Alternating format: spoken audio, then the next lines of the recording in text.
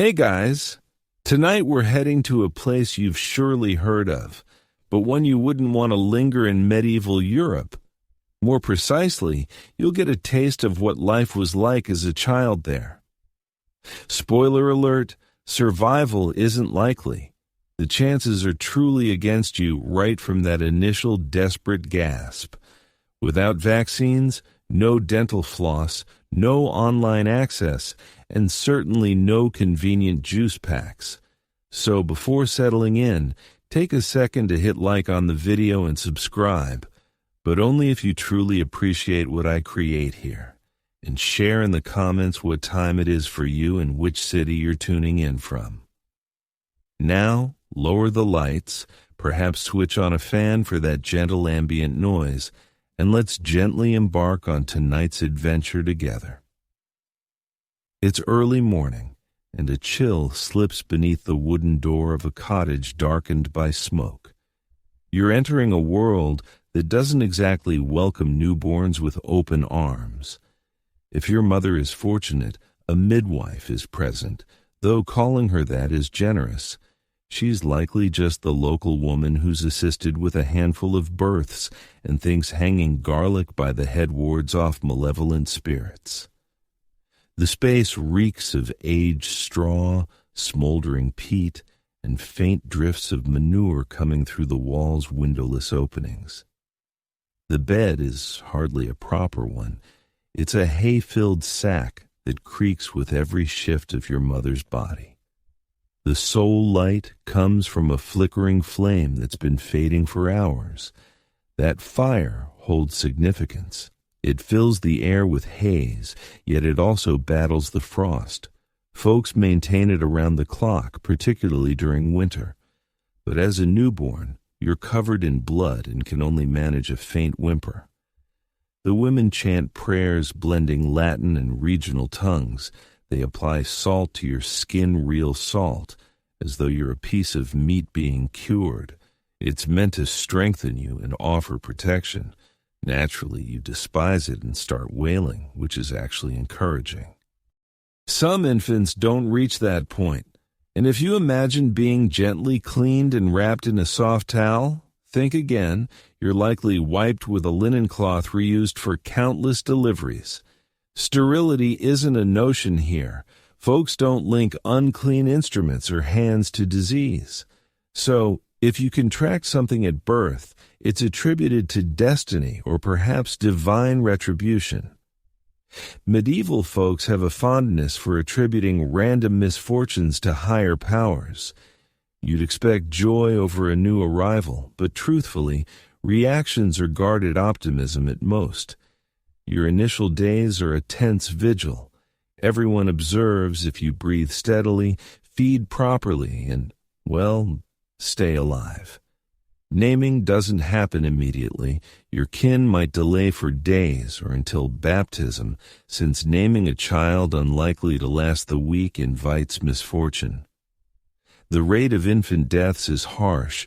1 in 3 doesn't reach their first year, and half won't live to be adults. Births aren't marked with sweets and decorations. People murmur optimistic phrases and avoid deep attachments.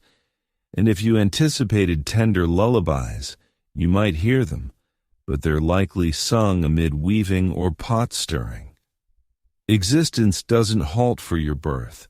Your mother could return to tasks within hours or days, perhaps securing you to her front while managing the fire or foraging herbs in the forest. Infant care lacks modern perks like parental leave.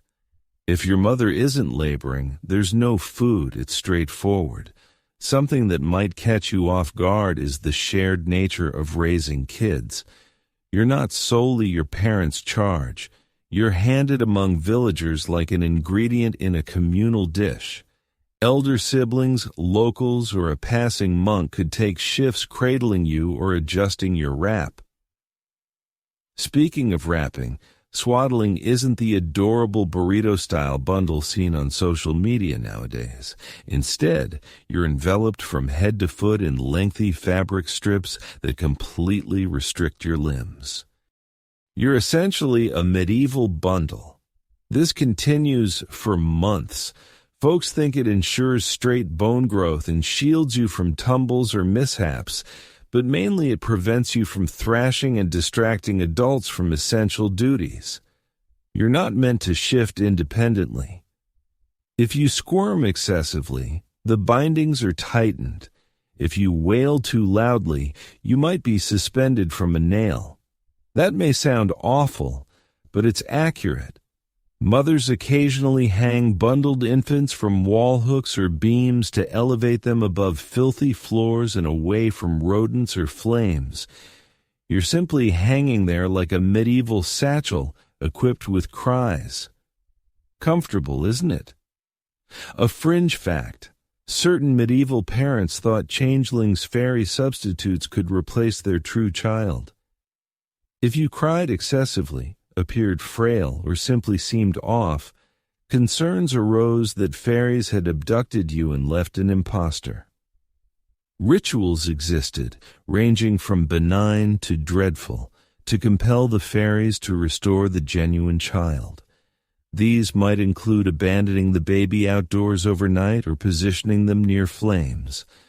Child welfare regulations weren't established yet. Historians continued to discuss the emotional connections in medieval households. Some contend that elevated infant death rates led parents to remain detached or practical. Others maintain that folks deeply mourned and valued their children, despite life's demands forcing different behaviors. No clear agreement exists. Personal accounts and documents are sparse.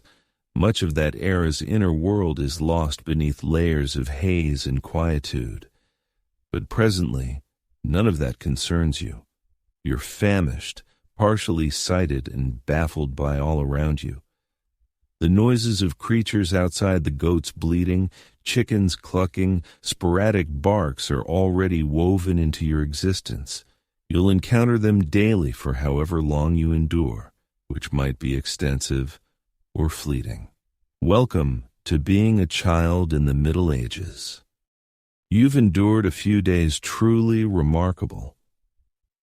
The local midwife gives an approving nod as if you've cleared a hurdle, and now arrives your formal introduction to both kin and faith, baptism.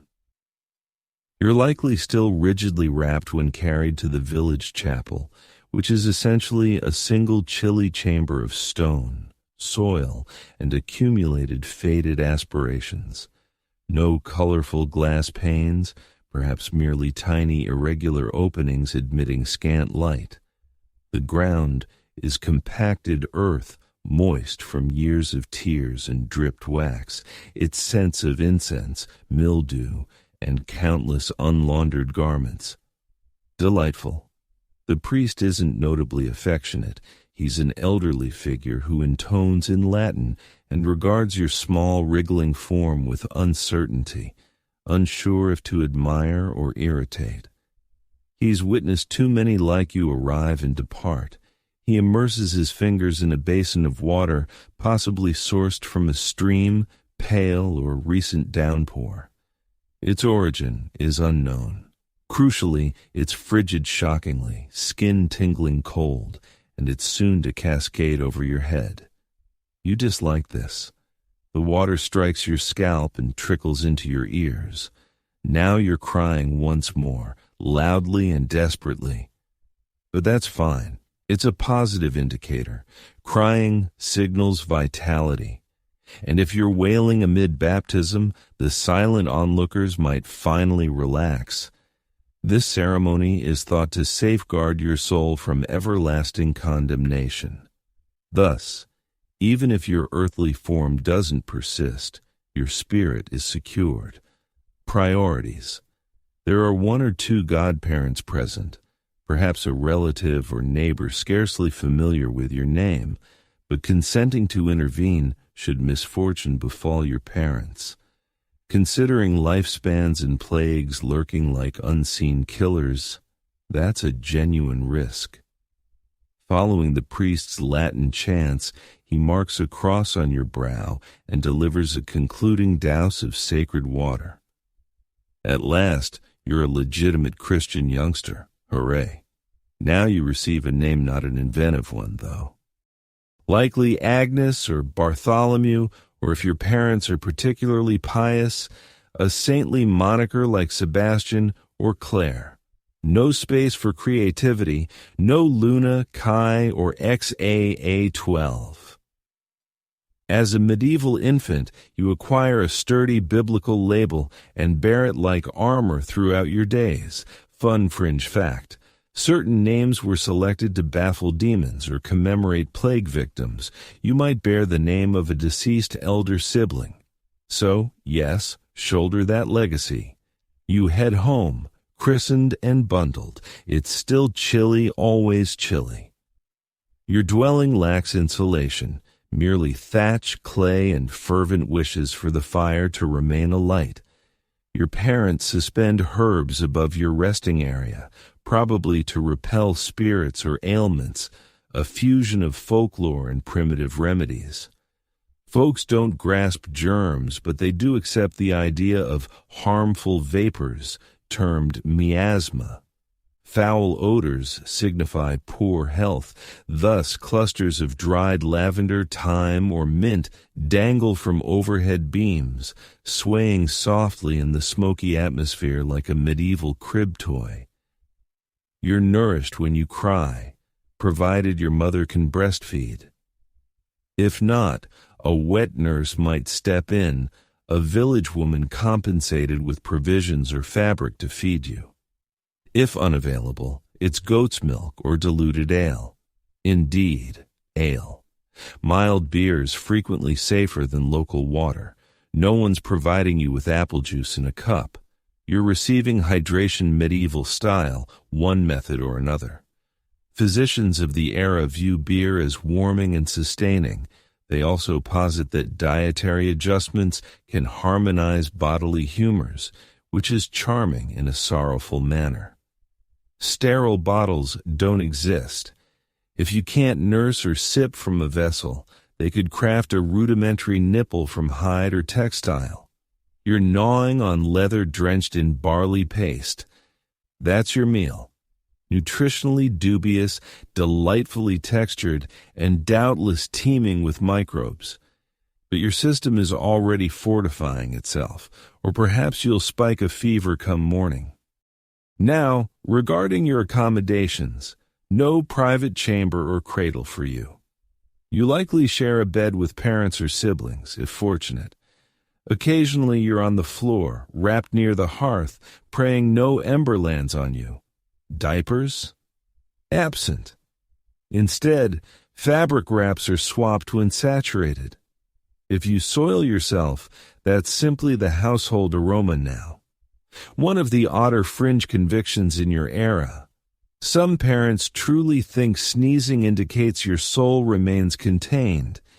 If you go without sneezing or crying for a stretch, panic ensues, and someone might ignite rosemary by your head.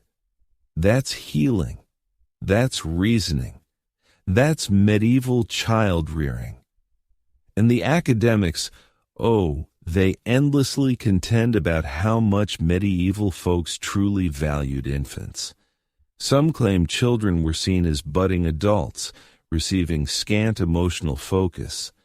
Others assert that despite adversities, parents forged profound bonds and mourned deeply. Proving it is tough, though. Most from that time left no elaborate emotional records. A shattered pottery shard or baptism entry is the extent of evidence. Interpret freely. What's undeniable is that your endurance demands constant vigilance. Your parents don't slumber soundly. They're perpetually semi-alert, attuned to your cries, verifying your breaths, tweaking your rap, invoking a pantheon of saints. A subtle strain permeates the air, an awareness that demise could arrive unannounced. It frequently does. Infant mortality isn't abstract data, it's domestic truth. But presently, you're vital. A squeaking, milky-scented, firmly encased promise of tomorrow. You possess a name, an official soul, and a nook in the dwelling. You're integrated into a realm that will soon demand much from you. For the moment, mere existence suffices. Each inhalation, each sneeze, each coo is a modest wonder. Your days merge in a fog of dimness, haze, and the perpetual irritation of wool. You're bound so securely that your limbs resemble fixtures now, rigid and immobile, akin to diminutive rustic limbs crafted from breadsticks. The swaddling persists for months, no overstatement. You're folded, enveloped, tucked, and occasionally layered twice over based on the chill. Liberty of motion isn't the atmosphere. You can't itch, extend, or even thumb suck unless a binding is slackened sufficiently for a hand to emerge like a confined specter. It's not that your parents aim for cruelty. They sincerely believe restraining your form straight aids proper bone development. It's rudimentary orthopedics, medieval edition. But you're unaware of that. You simply recline like a compact human wrap, gazing at the beams and hearing chickens scratch beneath the floor. Yes, chickens under the boards, perhaps a pig as well. Many households shelter livestock indoors in colder seasons to deter thieves and harness the surprising warmth pigs emit. So you're swathed in fabric, covered by sheepskin, and enveloped in pig exhalations and peat fumes. Home, sweet home. At times, your mother or an elder sibling props you in a cradle, or more often, a repurposed wooden trough serving as an infant bed. These rock mildly if jostled, pleasant until a firm bump tips you aside. Cushioning is typically straw or aged cloth. You lie blinking, salivating, observing firelight flicker on walls. No spinning ornament dangles overhead, but perhaps a suspended herb cluster or wooden talisman repels nightmares and lice, though chiefly nightmares. Occasionally, they secure you to a plank of flat wood piece with straps, like a medieval infant board. This allows safe propping against a wall while parents handle daily routines. Your duty is to remain silent and avoid tumbling into flames. That aspect is vital. Central open hearths mean mishaps are frequent. Infants sometimes roll into coals, explaining the rigorous swaddling. Immobility prevents hazardous crawling. Another tactic your mother employs, suspending you from a rafter. Not alarmingly relax. She lifts your wrapped form and hangs it from a solid beam via cloth sling or basket. You're elevated, distant from keen implements, and crucially beyond rat reach. Rats pose ongoing threats. They crave heat, scraps, and tender nibbles on infant digits. Thus, you're a suspended infant, dangling above flames like a diminutive vocal decoration. Snug. Relief arrives during changes when wraps loosen briefly. The cool air on your moist, flush skin is the day's peak. Yet even then, you're rubbed with a rag rinsed in the river, the same stream used for washing clothes, dishes, and sporadic carcass disposal. Your immunity seems exasperated. Nourishment remains consistent, maternal milk if possible, a wet nurse if fortunate, or mushy slurry steeped in ale. Feeding entails fabric dipped in oat gruel or goat milk, inserted carefully or less so into your mouth. You choke, splutter, and sometimes succeed. It's inelegant, but caloric. Retaining it is another challenge, and teething, that's a medieval nightmare unto itself. Teeth haven't erupted yet, but they're imminent. Folks deem teething legitimately perilous, potentially fatal. Fever, attribute to teeth. Rash, teeth too. Diarrhea, demonic teeth. So when your gums inflate and you gnaw your fist like a frenzied rodent, adults panic. Some apply honey to gums, others offer stale bread rinds or leather strips. A common remedy, teething amulet, a fragment of bone or coral strung around your neck to deter spirits and avert incisor-related demise. In select regions, early teething signals infernal sway. Yes, diabolical infant teeth. Nothing encapsulates medieval welcome like a priest eyeing your gums suspiciously. Yet, amid this peculiar parenting, you're somewhat cherished. Your mother observes you ceaselessly, not solely to confirm respiration, but because in this harsh, peculiar realm, you embody fragility and optimism. She croons softly to you at dusk lullabies inherited from interred grandmothers, melodies of lambs, holy figures, and evading wolves. They're curiously soothing. Meanwhile, academics persist in debating if parents adored children as contemporaries do. Some posit high mortality deterred deep attachments. Others claim bonds were authentic, manifested via care, invocations, and protective routines. Truth likely resides midway, concealed in fractured scrolls and church ledger edges. But here's an undisputed fact. Infant survival in the Middle Ages is improbable. Maladies, inadequate cleanliness, accidents, and arbitrary misfortune lurk behind every straw bale. No nearby physician, perhaps a knowledgeable woman, adept with botanicals rather than infant temperatures or choking crises. Reaching your first birthday eases tensions. Until then, each day is a minor triumph. For now, you're largely a mute observer to medieval life's peculiar, frigid cadence. No playthings, no timetables, no charted progress markers, just heat, sustenance if fortunate, and avoiding falls. Cling to those and you might glimpse beyond your hazy village nook. The fire pops louder today. You've lingered in this world sufficiently to emit sounds beyond mere gurgles and shrieks. You're likely flopping in your wrap like a startled minnow, eyes wide, gums glistening with impending trouble. Indeed, teething has commenced.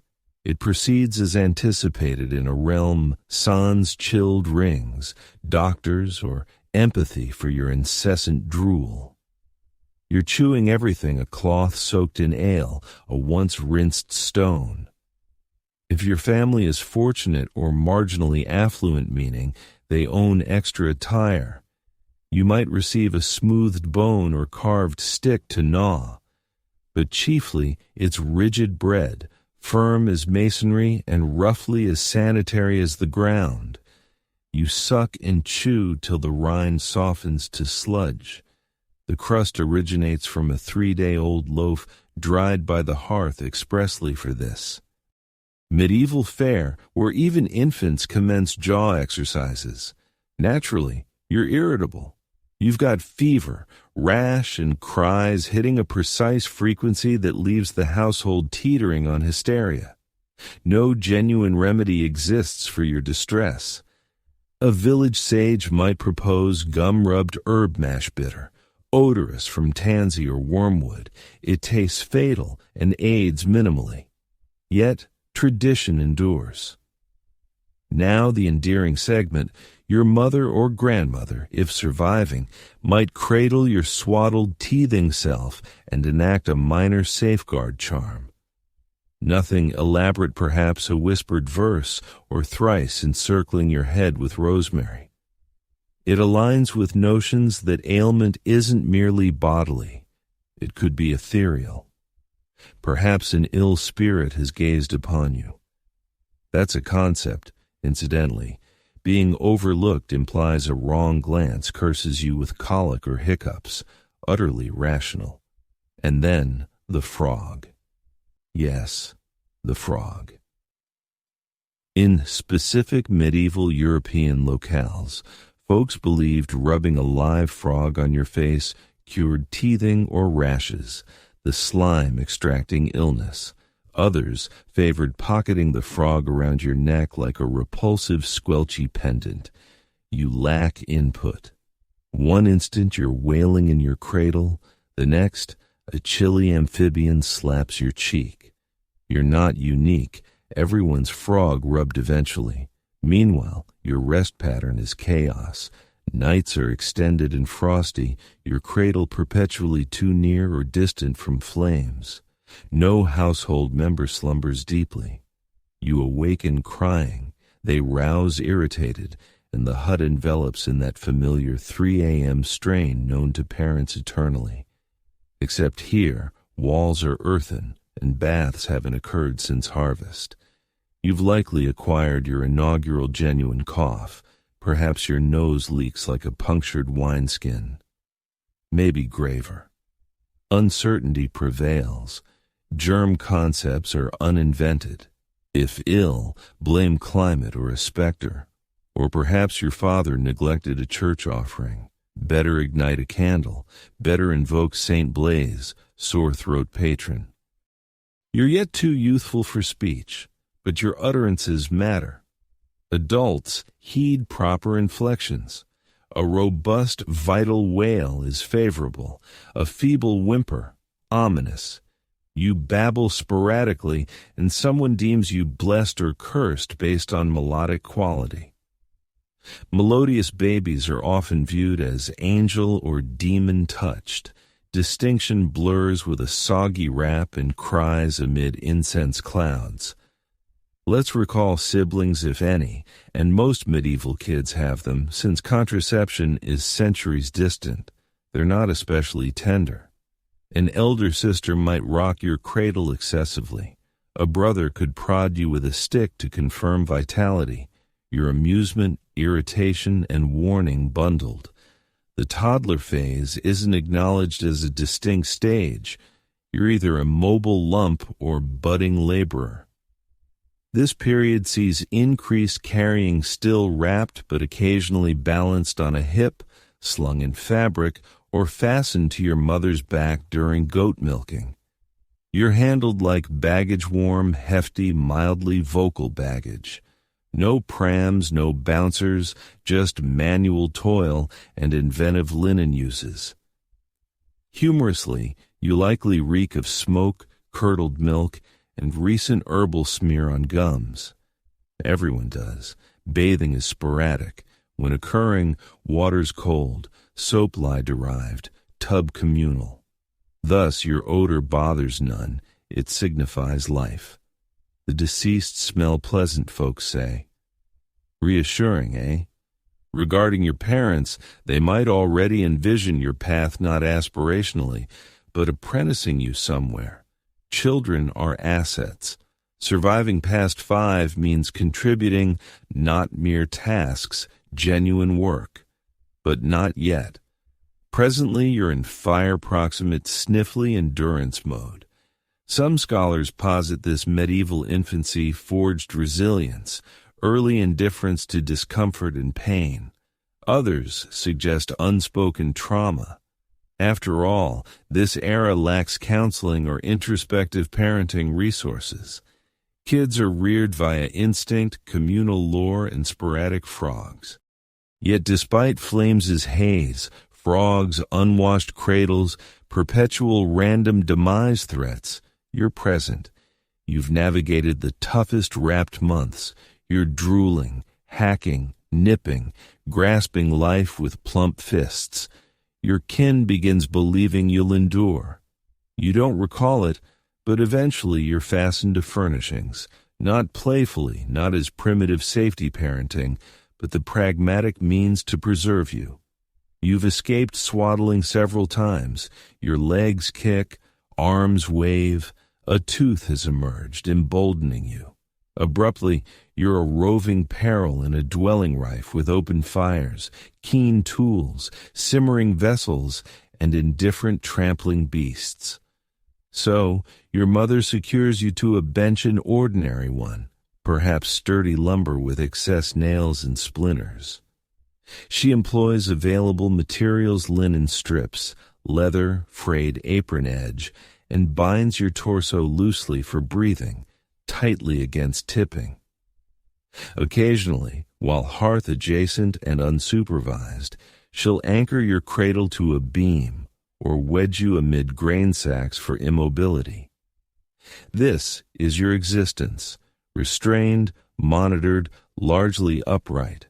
You whimper slightly, but no one hurries. Crying is ambient sound. Every hut hosts at least one child doing so. You've integrated into the village soundscape, hens clucking, wooden spoon scraping pot, your shrill protests against fire pit injustice, and clarify, the fire captivates you most. Warm, dancing, central, adults perpetually nearby. You're eager for proximity, explaining your tethering like a disgruntled kid goat. No barriers, no safeguards. The hearth perpetually glows, often topped by a sooty iron cauldron from a bent hook. Anytime someone adds log, cabbage, rat if stew-bound, or stale barley. Your part in this culinary play is staying distant and non-flammable. Success varies. Child burns are commonplace. Scars mark maturation. At least now you're mature enough for minor liberties. You're permitted to handle items, rocks, sticks, shattered pottery, perhaps a forgotten dull blade. You investigate surroundings with oblivious curiosity, ignorant of infection. You suck spoons, ingest ash, chew chicken feathers until extracted. The world is a feast. You're indulging. Your mother might position you doorway adjacent on mild days, light filtering, observing comings and goings. The lane is mud straw, lined with carts, dogs, occasional herded sheep market bound. You relish the bustle, despite manure sweat odors. This is your diversion, no marionettes, no music devices, just unfiltered, incessant life passing the threshold. Meanwhile, your kin discusses you as an individual, now a petite, unreliable one, but one. They note reactions, screams at approaching geese, laughs at sneezes. You've acquired words or noises parents claim as such.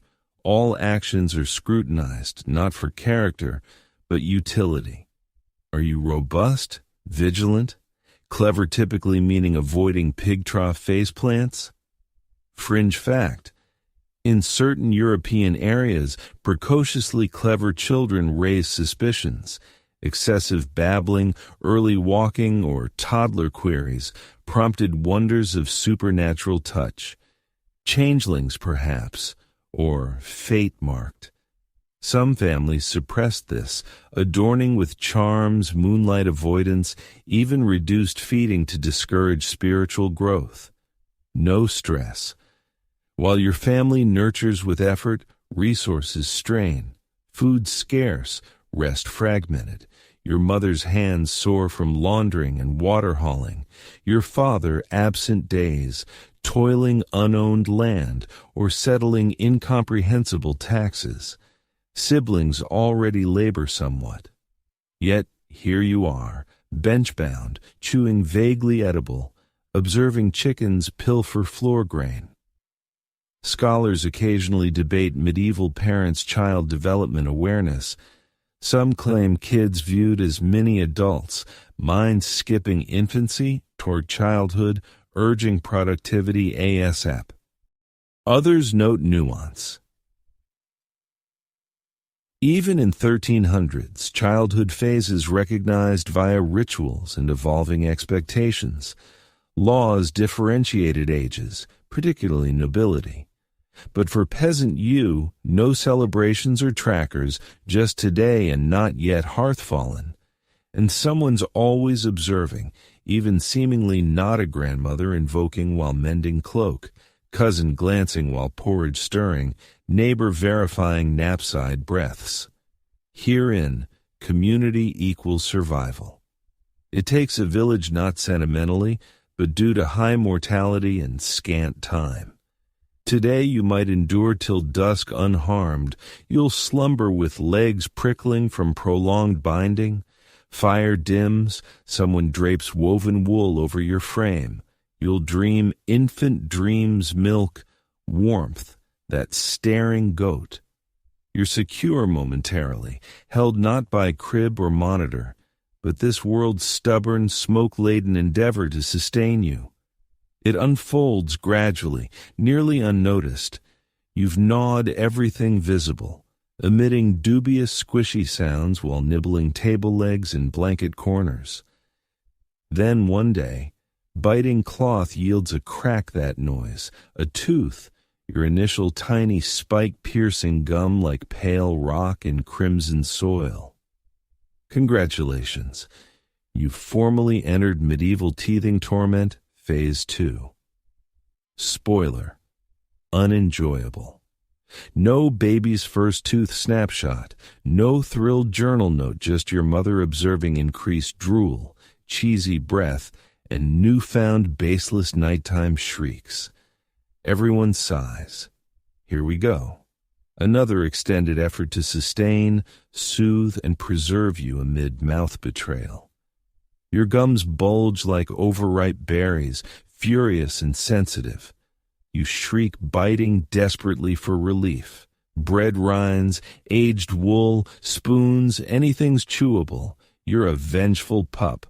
But gnawing suffices not. Fevers commence, forehead clammy, cries escalate. Your mother fans with apron, invoking Saint Apollonia, dental crisis, Saint despite dentistry's non-existence. Better cautious. Here's the issue. Medievals don't distinguish teething from disease. Sickness during eruption? Tooth's blame. Fever? Tooth. Diarrhea? Tooth. Eye infection? Possessed tooth, likely infiltrated demon. Teething becomes omnipotent antagonist. Caretakers attempt all: honey on gums, herbal poultices, cheek soot smearing for inflammation extraction. Some deem sweating pain essential, so you're hot wrapped till nearly cooked. Superstitious homes add charms wolf tooth strung neckward, dried herb pouch shirt tucked. In German regions, burning cradle straw and wind-scattering ashes alleviates tooth curse. Desperation prompts burying frogs house under. Frogs again, always amphibians in this healing framework. You're growing wary of their involvement, while gums throb, body heats, appetite wanes, toughness is expected. No pampering. Excessive cries exhaust welcome. Siblings tire of your voice. Mother requires free hands for spinning, cooking, patching, mending, hauling, and possibly another infant. You're not her universe, just one flame in a vaster blaze. Meanwhile, subtle unspoken dread lingers. What if beyond teething? What if touched? Excessive nighttime cries categorize as other a changeling. Fairy-placed fraud. Villages harbor deep fears. If suffering unnatural violent flailing, rolling eyes, rigid limbs, they might exceed herbs' prayers. Medicine ritual boundary blurs. Old logs note children fire pit adjacent to observe, or water held and whispered to. Sometimes innocuous, sometimes not. Mostly tragic. Parents attempting anything to halt ceaseless cries, reduce fever, endure night. Now, amid chaos, a peculiar historical nugget. European locales believe top first tooth versus bottom cursed you specifically vampiric destiny. Literal post-mortem blood drinker. Tough village reputation where secrets spread. Hope teeth sequence correctly. Scholars grapple with belief sincerity. Some view vampire lore as amplified local myth. Others contend medieval Europe held intricate, earnest child illness, supernatural web. Real imagined perils porous, especially rural. Medicine, faith, folklore intermingled in mildly terrifying broth. Of course, while gums pulse and brain simmers feverishly, village proceeds. No work halts for sick baby, carts creak muddy paths, church bell tolls morning mist, father perhaps ditching manor-wise, elder siblings field-bound, crow scaring or dung gathering, mother hums pot stirring, occasionally dabbing your brow with once white cloth. You cry, babble, fitfully sleep, body persisting. Eventually, fortune favoring, fever subsides. Tooth completes horrid path. You cease aggressive furniture gnawing. Village quiets whispers. Mother palms your chest, sensing deep breaths days first. Unspoken, all think, this one might survive. You're tougher, not stronger precisely, but tempered. Your forms endured more than some contemporary adults. An impending tooth? You'll shriek, but perhaps briefly. Maybe mother recalls effective trick. Maybe frogs rest. You've overcome another bizarre, ancient, medieval childhood ordeal. You've been herb-rubbed, cursed, likely blessed, and certainly flea-bitten mid-fever. Yet here you are teething, flourishing, one molar nearer yearly survival. You're walking now, not skillfully, not assuredly, and certainly not quietly. Your strides are awkward, wide-stanced, resembling potato sacks rolling downhill. But it's formal. You've joined the ambulatory ranks. You stagger across uneven dirt floor, arms elevated like a tipsy diminutive monk bestowing unsolicited benediction. Occasionally, you plummet face first into straw, or less agreeable. But aid arrives only if bleeding. Here, falling accompanies walking, surviving. Now, mobile autonomously, the world expands, and it's unprepared. The family's hut, once cozy cocoon, now medieval hazard course, sharp edges, open fires, boiling cauldrons, slick floors, livestock. You waddle amid goat legs, under tables, over wood piles. A sibling crowns you with bowl, dubbing Sir Knight for glorious 10 seconds, your room's mightiest. Then pig trip. Yes, pig 1 or 2. They slumber hearth corner, snoring like damp accordions, daily tail-stepping. Chickens flee your advances. Mother glances constantly from spinning or weaving to track wanderings, your ambulatory mishap imminent.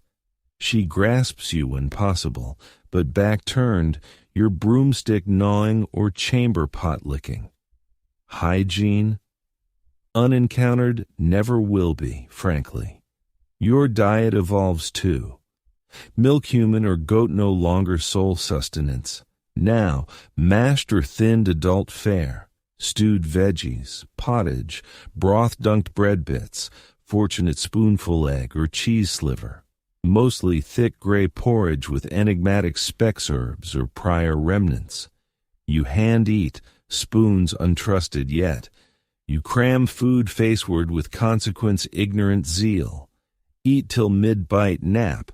You consume beer, now small beer, diluted child or sick variant, not heavily alcoholic medieval electrolyte, safer than water, streams browned by carcasses or leaky privies. Unboiled its dysentery handshake, so beer, cheers toddler. Naturally not all agrees, sometimes cramps. Diarrhea strikes mid-step, fate accepted. No panic they wipe, river rinse cloths. Perhaps pray it's not worse onset. Here, gut issues gateway myriad ills, few concluding happily. Meanwhile you're speaking sort of. Words emerge half-formed. Maternal accent mush, paternal swears, priest chants. Key terms, fire, goat, bread, no. You echo everything, including profanities eliciting laughs or raised brows. Some homes foster language via rhymes or songs, others demand silence or avoidance, varies by razors or sleep levels. A fringe notion infiltrating children near a spiritual realm. Freshly born, unsullied by sin, folks think you perceive ghosts or angels or devil. Prolonged corner giggle. Prayer mutters, nightly timed cries, invisible visitor suspicions, quiet tales of toddlers seeing unseen, conversing invisible figures. You're oblivious to induced existential dread, merely entranced by shadows or firewall dance. By now, you've endured first true malady, 3-day fever, backspreading rash like fantasy map, wet rattly cough, spoon-fed grim onion honey beetle. Syrup, mother sat hours, gaze shifting face chest, verifying breaths. No thermometer, but she knows dying child's heat. She's sensed it before, perhaps excessively. You recover barely. Lighter, quieter, briefly less turbulent, hair patchy. You reek sweat smoke fever, but eyes clear. Backstick poking chickens. Life stubbornly, clumsily persists. Scholars puzzle medieval family care survival balance. Some believe childhood hastened, walking or talking prompting adulthood nudge. Others cite lullabies, carvings, records indicating profound love or mourning. Truth likely dual. Love unprotected from toil or early death, woven daily mother humming sore dressing, father carving misspelled name above sleep spot. Today you evade harm. Mother briefly smiles at rock tower. Siblings permit half-minute chase before duties. Sun sinks tree line. You slumber pig curled, warm, alive. You're two now, and time to be useful trails you like foul odor, which you also emit. Medieval childhood concept isn't self-exploration or spark-finding. It's survival, input, cow-kick avoidance. While no field plowing yet, you commence minimal weight pulling. Your shoes, if any are leather scraps gut string tied, mismatched, one tight, other plumb hole, but shoes. Most kids barefoot spring fall, soles toughening like mini warriors. But your fortunate feet protected implies longevity expectation. Now, ambulatory, command following, occasionally aimed urination, your official household contributor. Nothing major, but help expected, firewood one-stick carrying, grain bug picking, knife-holding chicken stilling. You misunderstand often, but learn mouth shut, hands busy. Early task, fire tending not managing, risky but twig gathering, coal blowing, kindling stacking. Fire's life, heat, food, light, sometimes penalty. Respect taught early, even as it hisses at pink fingers. If garden patched, and most or you start tedious agriculture, soil rock picking, cabbage patting, weed staring, while readiness assessed for pulling sans, uprooting all. Wrong, no yells, just heavy sighs implying abandonment, medieval motivation, guilt or time-waste fear. You shadow siblings' gift or curse. Playmates, yes, first supervisors, too. One teaches trip-free water fetching, another egg-carrying sans crushing though 2/3 drop. Lessons? Failure met, should have taught goat looks. Character building, supposedly. And play exists, sort of. Permitted circle running or puddle pebble tossing while pot boils. Self-entertain with sticks, string, exciting bugs, wool-bit puppets, straw knot horses, imagination wild not encouraged but necessity born. A favored job, bird chasing, not constant but importance feeling. Family provides stick or pot lid, perhaps both sends barley sprouting fieldward.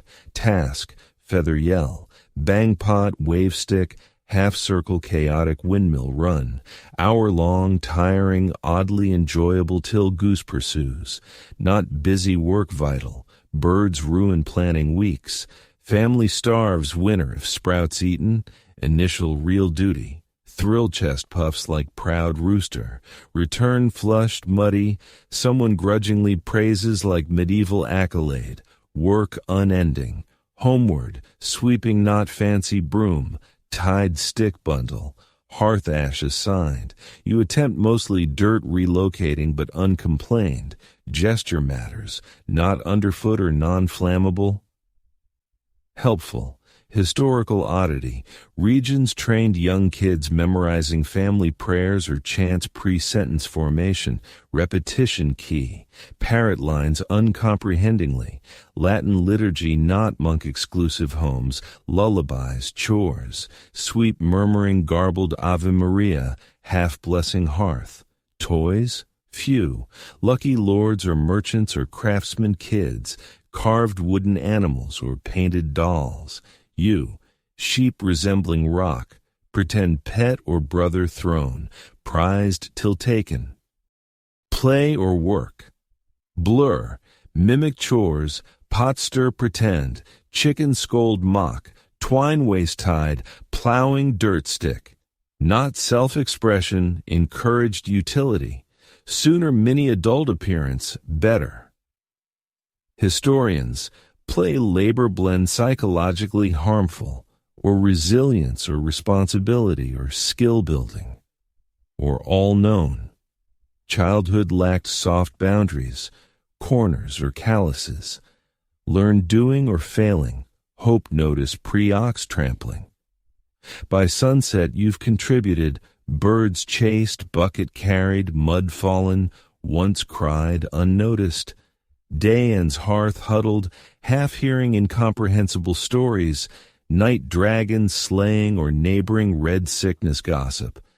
A sleep floor curled like dog, soot-nosed, straw-mouthed, two, perhaps two-half, numbers or birthdays unknown, nor poor life expectancy. But no, work food, noise, you're in trouble, survival, your daily duty. Your four, roughly age villagers appraised deciding, ready bird shouting field alone, right-ish.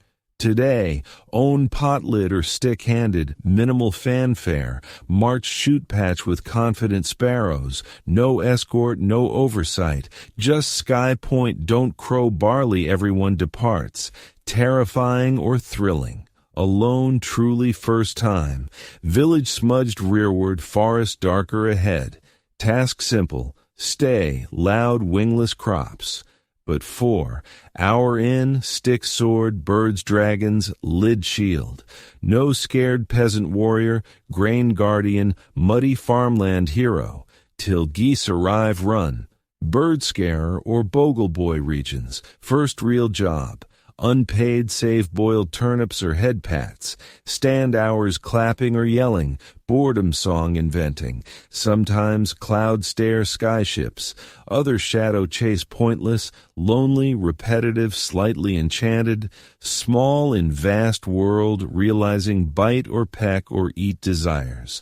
Lunchcloth wrapped, bread hunk, cheese pretending wedge, cold porridge lump, rock sit, food attracting chaste birds, irony abundant, vocabulary lacking, just scream or arm wave till retreat. Rain, wet, hail, pelted, sun, skin peels or freckles, no umbrella or shade or complaints. Learn head rag wrap mother style. Tunic knee pulled mud avoid. Learn squat or hunch or run or accurate rock throw. Skills now. Danger not solely feathered. Forest thick or dark field edge. Stories. Wolves or witches or bandits or worse. Real or invented wander prevention. Glance trees multiple. Half expecting glow eyes or self-playing flute. Stay post-close. Limits untested. Sometimes nearby kids own plots, shout crossfields nonsense or rude gestures, invent pebble or stick imaginary target games, brief social moments, but mostly silence or shouting, own echo barley sea, return, legs sore, hands sticky, hair burr filled, no parade, weak ale cup handed, eat sit, but mother glances differently. you ventured or returned. Means something, unspoken. Around this age, local priest notices more? Not creepily, hopefully, but Latin prayers time. If family ambitions beyond fields and gender or luck, or father alive dependent you church regular, stone bench leg numbing, incomprehensible long passages, pick words, dominus, amen, mouth like spells, real education field or home, plant recognition, heal or burn or chicken sick, storm sky signs, tired goat sound, pig chase bite avoid, muddy slope upright, berries food or hallucination causing, fringe, fact, medieval England or France kids pre-7, age of reason, supernaturally attuned, asked omen observe, clouds or birds or dreams adult interpreted, consulted pre-planning or wedding, innocent or spirit closest, little prophets, or trustworthier than drunk uncle, but kidding not, your mostly potential tool, muddy shrieking sleepwalking project, opinions irrelevant, effort counts, weird limbo, no helpless baby, not apprentice, placeholder, living more work reminder. Historians bicker this age, carefree outdoor play or imagination, or labor or obedience slide start? Probably both. Cloud castle moments, waving barley waves, hunger forget, balanced sore feet or pecking birds or constant low replaceability awareness. Tonight, straw bed curled, muscles aching, goose shouting or crow chasing, something felt, pride or home smoke warmth comfort, food earned, woods unlost, birds barley free, medieval win. Let's discuss fun, medieval style. By now, wondering toys arrival. Answer, don't really. 5 now. Playtime exists chore or meal or shout cracks. Play unwatched or no better use. Don't expect wooden train chest or hand-stitched dollhouse. Toys, reachable, unconfiscated, so medieval kid fun starts ground, dirt canvas or table or friend, stick scratch patterns, mound castles, stomp dust heroic reenactments, rock soldiers, pine cones monsters, imagination monotony sharpened, supervision lacking, prized, bent spoon tanner shop found, unofficial loose floorboard hidden. Everything, sword or ladle or scepter, till brother finds or steals or fire melts, science. Cry, he slapped, spoon legend family saga bent iron. Lucky, carved toy-wheeled horse or crude cloth bundle doll stitched Dot's face. Limbless or voiceless or wardrobe less. Carry like grail till pig eaten, real possibility. Medieval village pigs, enormous aggressive garbage hoof disposals, eat all including fingers slow, games, chasing or hiding or throwing. Village kids, ragged loud barefoot chaos agents run building laps or animal pen or possibly sharp grass patches.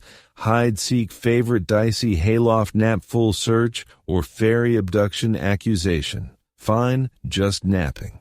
You play fire not intentionally, but fire ubiquitous, danger fun line thin. Straw toss hearth watch vanish, close sans hair singe, touch forbidden pot, learn quick or painful. Friends, ragged snotty bruised group, bond shared bruises or noses, trade string bits or shout nonsense rhymes, adult copy laugh or swear timing dependent. Learn barely songs, chanting taunts or local gossip, one miller's wife feed insulting, joke, meaning unknown giggle-worthy. Seasonal festivals real fun jackpot though, fun medieval translated. Feast days, churchyard games, mud wrestling or stick fighting or circle dancing shrill flute owl attracting. Puppet show, 20-minute cloth dragon button eye awe. Puppeteer dark story, 3 deaths or bear-eaten baby, classic, event food slightly superior, honey cake or roasted apples or spiced dough, fat fried dreams, eat stomach hurt, circle run vomit expected, Child, unstructured joy closest. Sometimes traveling performers, jugglers or fire breathers or musicians. Wide-eyed mouth-open watch, mud or bug bite forget. Dream juggler or air flipper. Then bucket fetch or sibling pull, dream bones tucked, then firelight stories, whispered straw mattresses, mouth-passed spells, fairy tales, uncharming warnings, stolen children's spirits or disobeying boys, forest vanish, or girls wolf speak unseen again. Woods creatures devour, strangers cursed, yet beg repeats. Love, fear, story, safe kind till lone forest walk. Quirky, toys dead animal made, pig bladder inflated or tied, fantastic ball light or bouncy or horror scented, kick squealing wobble air till pop, back rocks or sticks. Scholars debate medieval kid play. Life too harsh or survival focused, or art or written kids hoops or dolls or board games. Truth complicated, play yes lying around items post chores or underfoot avoid, joy allowed unscheduled, today pot lid banging or mud running shoe lost, fire collapse, hands scraped or knees green or nose leaky jug. But smile. Brief minutes no work or no yell, played or imagined, more than useful free. You're 5 or maybe 6 by now filth default, dirt not stepped in worn, caked fingernails, scalp layered, feet ground so deep bestiary creature. Bathing theoretically done practically yearly twice, more if offensive role. Washed cold water standing bristle animal tail, lie dipped scrub. So unsurprising every village kid, including you, personal dust or odor or illness cloud, not sneezing, coughing, not coughing, scratching Latin named health relative. Under weather, inapplicable, your weather, leak or stink or flea host hotel, and worms at least once. But alive, sniffling or limping, smiling, missing 2 front teeth. Infections common or ununderstood. Swollen leg lump, goose fat rub or call done. Fever, warm rag wrap or onion bowl bed under draw heat. If fails, wise woman more onions. Beer boiled chest poured. Medieval medicine, wrong body part, strange soup layers. You sneeze constantly. Bless you, genuine concern. European parts believed soul sneeze escape, demon vulnerable momentary, every blessing polite or magical shield, excessive sneezes, hearth rosemary burn or fennel wave face, smells disappointment or ineffective. What defines minor ailment cycle market coin past kids? Everyone coughs or sores, church rash or mucus free. Miracle child, otherwise back crusty wheezing urchins or incense fain avoid. Always big disease whispers, capital P plague worst, not now or year, but remembered. Adults discuss last wave, carts or burning clothes or pits, wide-eyed here, death skeleton cloaked pointing town. You don't grasp only hard cough, adult tight glances. Sickness spreads always, no true quarantine. Homestay attempts, hard one bed 3 people or pig sharing, church special masses, priest holy water sprinkles muddy mushroom bucket. Someone dies fast, coughing day, next sheet wrapped chapel behind buried. No headstone rock or memory. Strange belief, frequent sickness punishment, not necessarily God, though option but neighbors or fairies or ancestors. Wrong spirit offend or altar offering forget boom fever. Logic, medicine or superstition, blurred doctor exorcist indistinct, quick recovering or mild fever kids lucky. Others, fragile, polite, don't attach.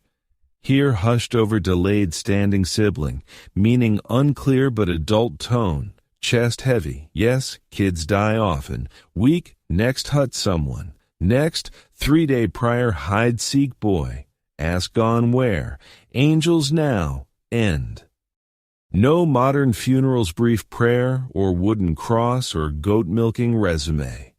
Scholars debate medieval constant loss processing, some high mortality, emotional, numb, or pragmatic, others grief private or less dramatic prayer or action expressed, either few tears, see silence or uneaten shelf bread or mother fire staring post-sleep, but sickness or sadness, life drags, still floor sweep or water haul, nose running or old man pipe coughing, show up expected, cows uncaring stomach hurt, birds uncaring behead, pigs eat sick or not, dark comedy, rash plague fingers, fireplace proximity revealed, or healer pebble vinegar swallow sore throat fix, try or gag or vomit feet next day better. Coincidence or miracle or pebble magic? Who knows? Day. Wake rattling chest cough, no fever. Win. Barefoot or sniffling bird scare barley field. Shout name sky echo here. Arm wave or laugh or sneeze near topple. Distant bell rings. Someone died again. But here. Gross or crusty or life-clinging dirty hands or runny nose. Walking germ pile alive. World all ask. Night. Pre-sleep pokey fingers wrap. Someone's story tells, mother or oldest sister or onion candle wax smelling 2 doors woman. Stories uncute, no talking animals, life lessons or cheerful sharing morals. Bedtime tales, mostly warnings. Don't woods near or green-eyed witch tongue take. Don't sunset alone walk or dead footsteps hear. Don't fire unattended or ash goblin chimney crawl toe eat. Cozy? Stories instructions, not just. Oral survival guides fear or folklore wrapped. Each reinforces world unsafe, especially kids. Danger everywhere, woods or river or sky or bed under. Creatures' teeth, shadows' secrets, mistake last. You clutch blanket scratchy wool questionable stains. Breathe quietly, case something hears. Book unseen or unrecognizable head fall. Stories mouths, not pages, chapped lip travel, shifting retell. Grandmother swears fairy baby night steal. Cousin insists goat feet man church behind. Brother claims forest trees whisper unwatched names. Believe all why not? Supernatural belief not quaint functional. Fairies or demons or ghosts or witches. Ecosystem part like squirrels or wolves. Church sin or salvation day preaches. Villagers curse or monster night whisper. No contradiction. Hope saints or spirits same day avoid. Changeling story home hits. Odd behavior, child blank stare, or excess cry or unexpected growth. Likely not real. Fairies steal healthy or leave twisted offspring. Sickly or different cousin. Changeling mutters hand behind. Not mean dangerous. Records family's fairy force. Fire or cold or worse exposure. No stories chest splinter stuck. Family bed near charms. Herb bundles or broken horseshoe or reed-woven St. Bridget's cross. Unspecial looking each something. Protect or guard or ward. Door above rowan sprig. Unexplained just there. Like lung smoke or barrel rat. Forest's scariest landscape looms distant dark or still wind-howling fields.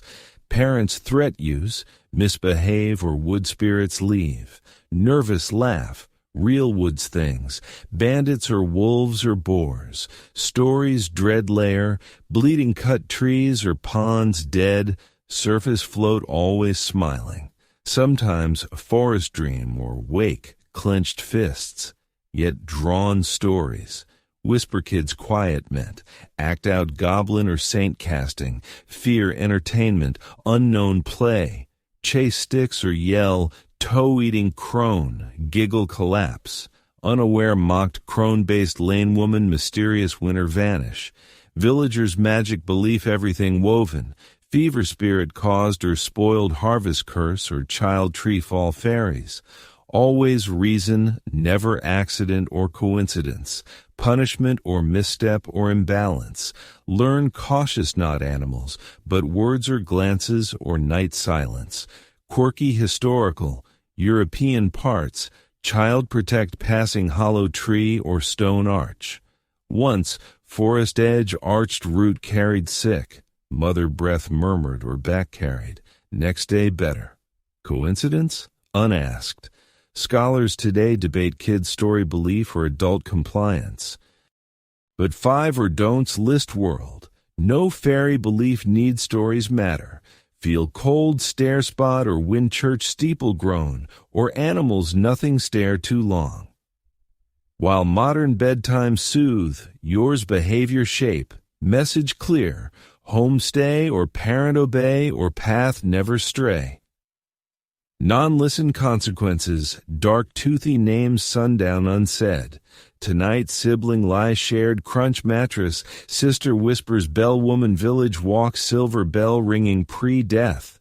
Tunic hem clutch wide eyes, wind shutter scratches, stomach growls hungry or scared unsure, sleep drags under, dream voice filled forest friendly or not, walk church taller trees, pot lid hand bare feet moss sink, distant something name sings, wake sore or coughing usual. But tonight briefly fears different face welcome.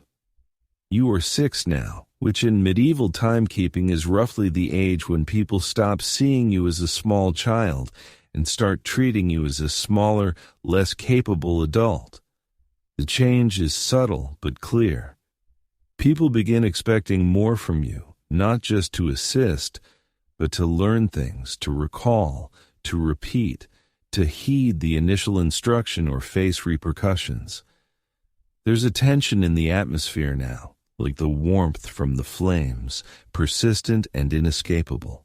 You've entered the should know better by now stage of your short, muddy existence.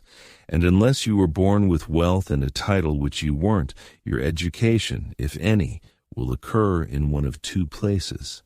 At home or in the hard wooden seats of a small, echoing church that smells of dampness and fading candles. Either way, it's not going to be enjoyable. There's no colorful glue, no group songs, no daily liturgist regulations, repetition, and someone older than the hills barking Latin at you as if it's your native language. If you're a boy and that's a hugely unfair condition, you might be permitted to study with the local priest based on your family's ties and how urgently the church needs another basic assistant to serve wine and act like they understand Gregorian chants. Your classroom is likely the chilly rear corner of a church or a monk's cramped room with 1 window and 2 books, neither of which you're allowed to handle. The ink costs a fortune, the pages are invaluable, and you're a sneeze from destroying both. Learning to read isn't assured in fact, it's uncommon. Most peasants never read anything in their lives, but boys showing promise, meaning sons of landowners, clerks, or somewhat ambitious parents might learn letters through hours of chanting, warnings, and the occasional strike with a rod. The alphabet is recited like a sacred song. You learn by singing it in sync with the other boys, your voice bouncing off the stone walls, each vowel a quiet plea for freedom. You don't comprehend half the words. You don't know why you're memorizing them, only that it pleases someone when you succeed and angers someone when you fail. The letters themselves seem enchanted, odd, pointed marks on parchment that can supposedly speak when viewed correctly. It's all somewhat absurd. And yet you try, because trying is safer than not. Now, if you're a girl, it's a different tale. Unless your parents are exceptionally forward-thinking or eager for a literate nun in the family, your learning is household-based, passed down like sourdough starter. You learn by observing and performing, You learn to thread a needle, to stir a pot without scorching your hand, to spin flax into yarn, to carry water without spilling it over your shoes. These are your alphabet. Your words are counted in bread loaves and clean fabrics.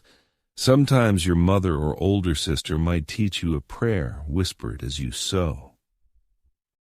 You repeat it softly, not because you grasp the meaning, but because it sounds like safeguarding, like breath-made protection. Most days, though, education comes through shouting. Adults yell directions while chopping onions or chasing pigs, and you're expected to soak up knowledge like a sponge absorbing soup. If you ask too many questions, you're told, God gave you 2 ears and 1 mouth for a reason. If you don't ask enough, you're smacked for messing up. So you aim for balance, quiet, observant, and always pretending you knew that already. One strange thing you're constantly taught, whether through church or superstition, is obedience, not just in deeds, but in thoughts. You mustn't challenge authority, not the priest, not your parents, not the order. Your body isn't entirely yours, neither is your time. You're a link in the chain of work, duty, and devotion. The sooner you embrace this, the smoother your days become. Resistance is for holy figures and insurgents, and you're neither. There are no school chimes, no prepared meals, no breaks.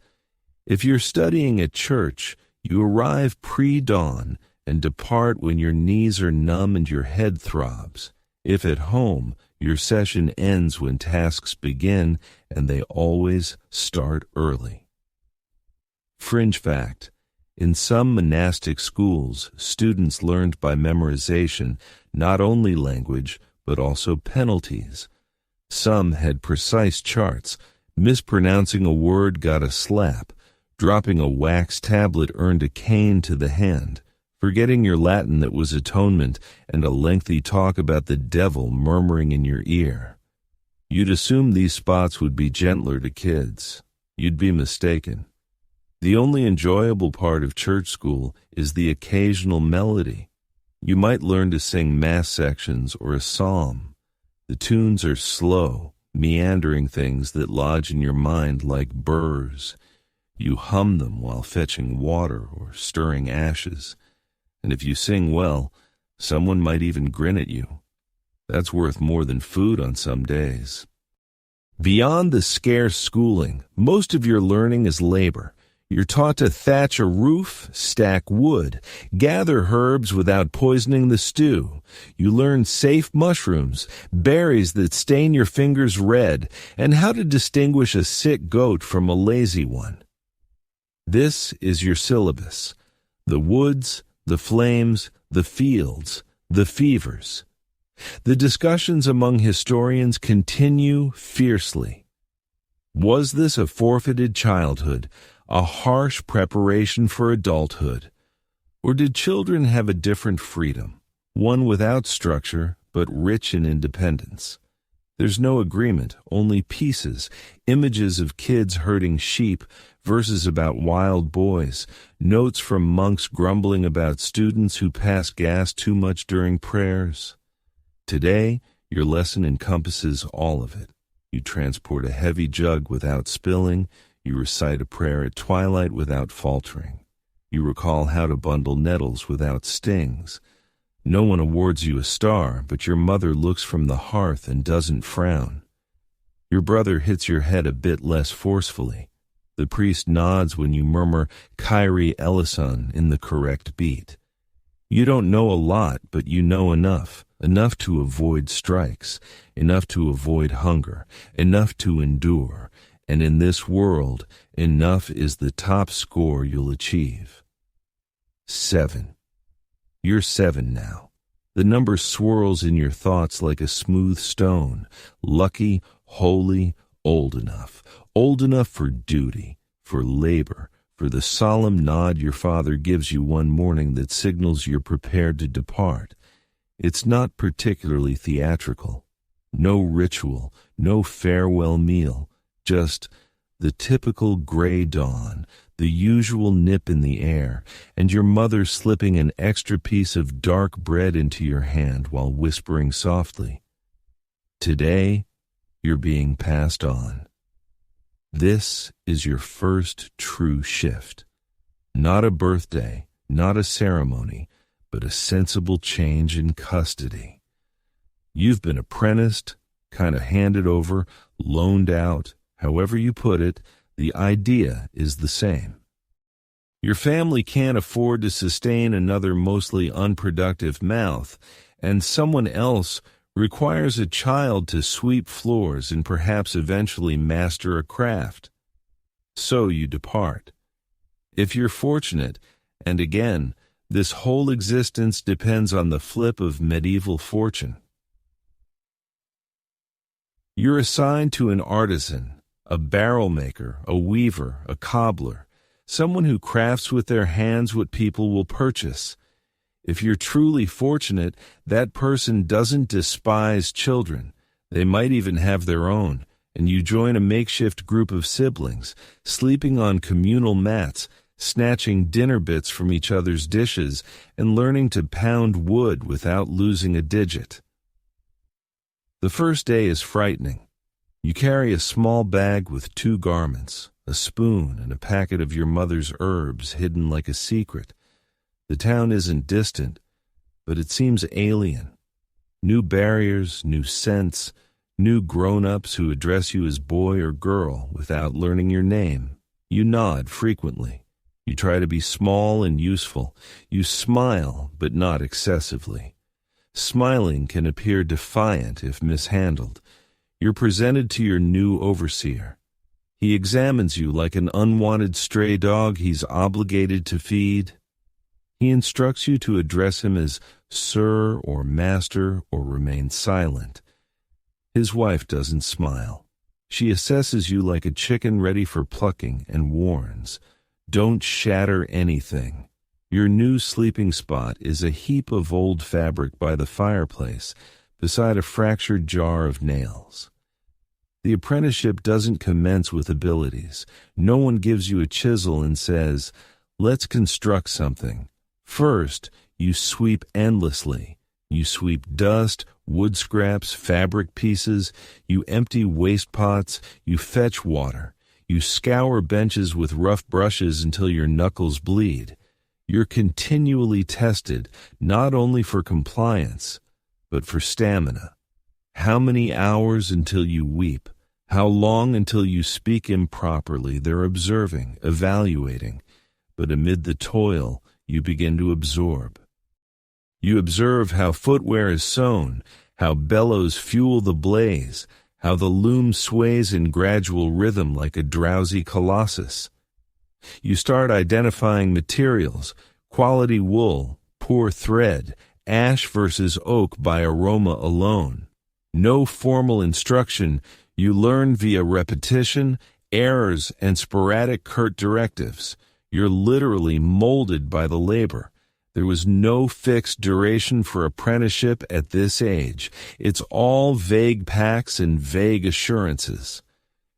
"He'll remain until he's ready for actual work," your father stated. That could span years. It could be perpetual.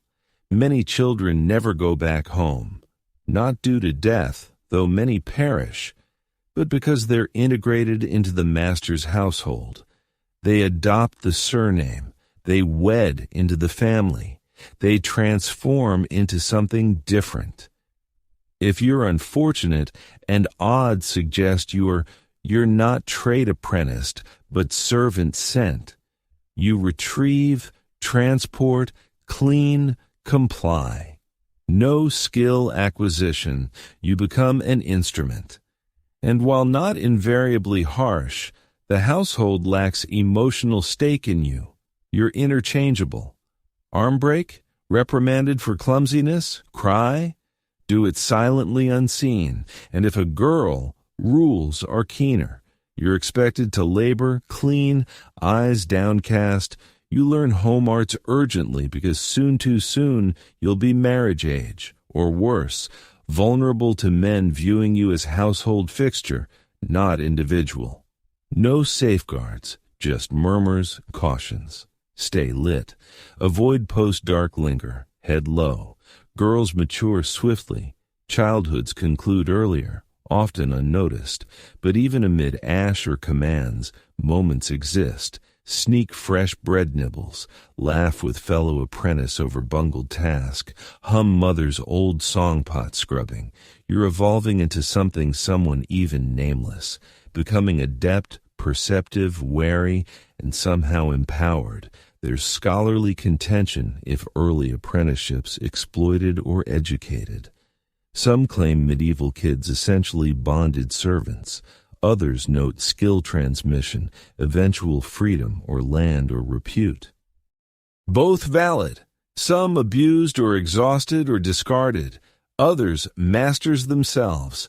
But all like you started bottom, floor broom. And today you sweep. Count blisters or keep silent. Memorize tool motion sounds. Dark knot practice. Listen again better. 7. Unsure if life future or stepping stone. Tomorrow broom awaits. Perhaps hammer graduate. Church is far less thrilling than forest tales suggested. You envisioned gleaming or sacred or magical. Instead, cold echo stone or damp wool smell. Expected to attend regularly now, crossed invisible helpless child or small sinner line. Church no play, spot quiet, suffering place. You suffer, incomprehensible Latin hours, knee-numbing kneel, dizzying incense goat choking. Wear best tunic least mended hair, rough-combed pre-departure. Shoes if afforded pinch or sweat unholy. Church short village center walk, but inside temperature drops. Everything darker expected, even tiny window light dust century filtered. Not always family seated. Kids often backer sides, adult glare efficient, shuffle quietly, head bow taut, fidget avoid. Benches tall, feet dangle, knees sore, pre-second prayer. Your role, observe or mimic or absorb piety, smoke-like. Priest-heavy robes, voice-droning Latin river head bob timed. Most ununderstood, but words stand. Peccatum dominus. Serious or sacred or dangerous sounding. Breath say. Syllables forbidden or ancient tasting. Services long longer anything except harvest days or winter, sleepless hearth sittings gnawing bread ends. Expected kneel or stand or sit or bow or repeat congregation timed. Off second? Mother arm pinch, not hard, understanding enough. If letter learning priest or monk, also prayers long. Recite pater noster chant rhythm, meaning ungrasped gravity understood. Days priest quizzes, words front others. Mess up?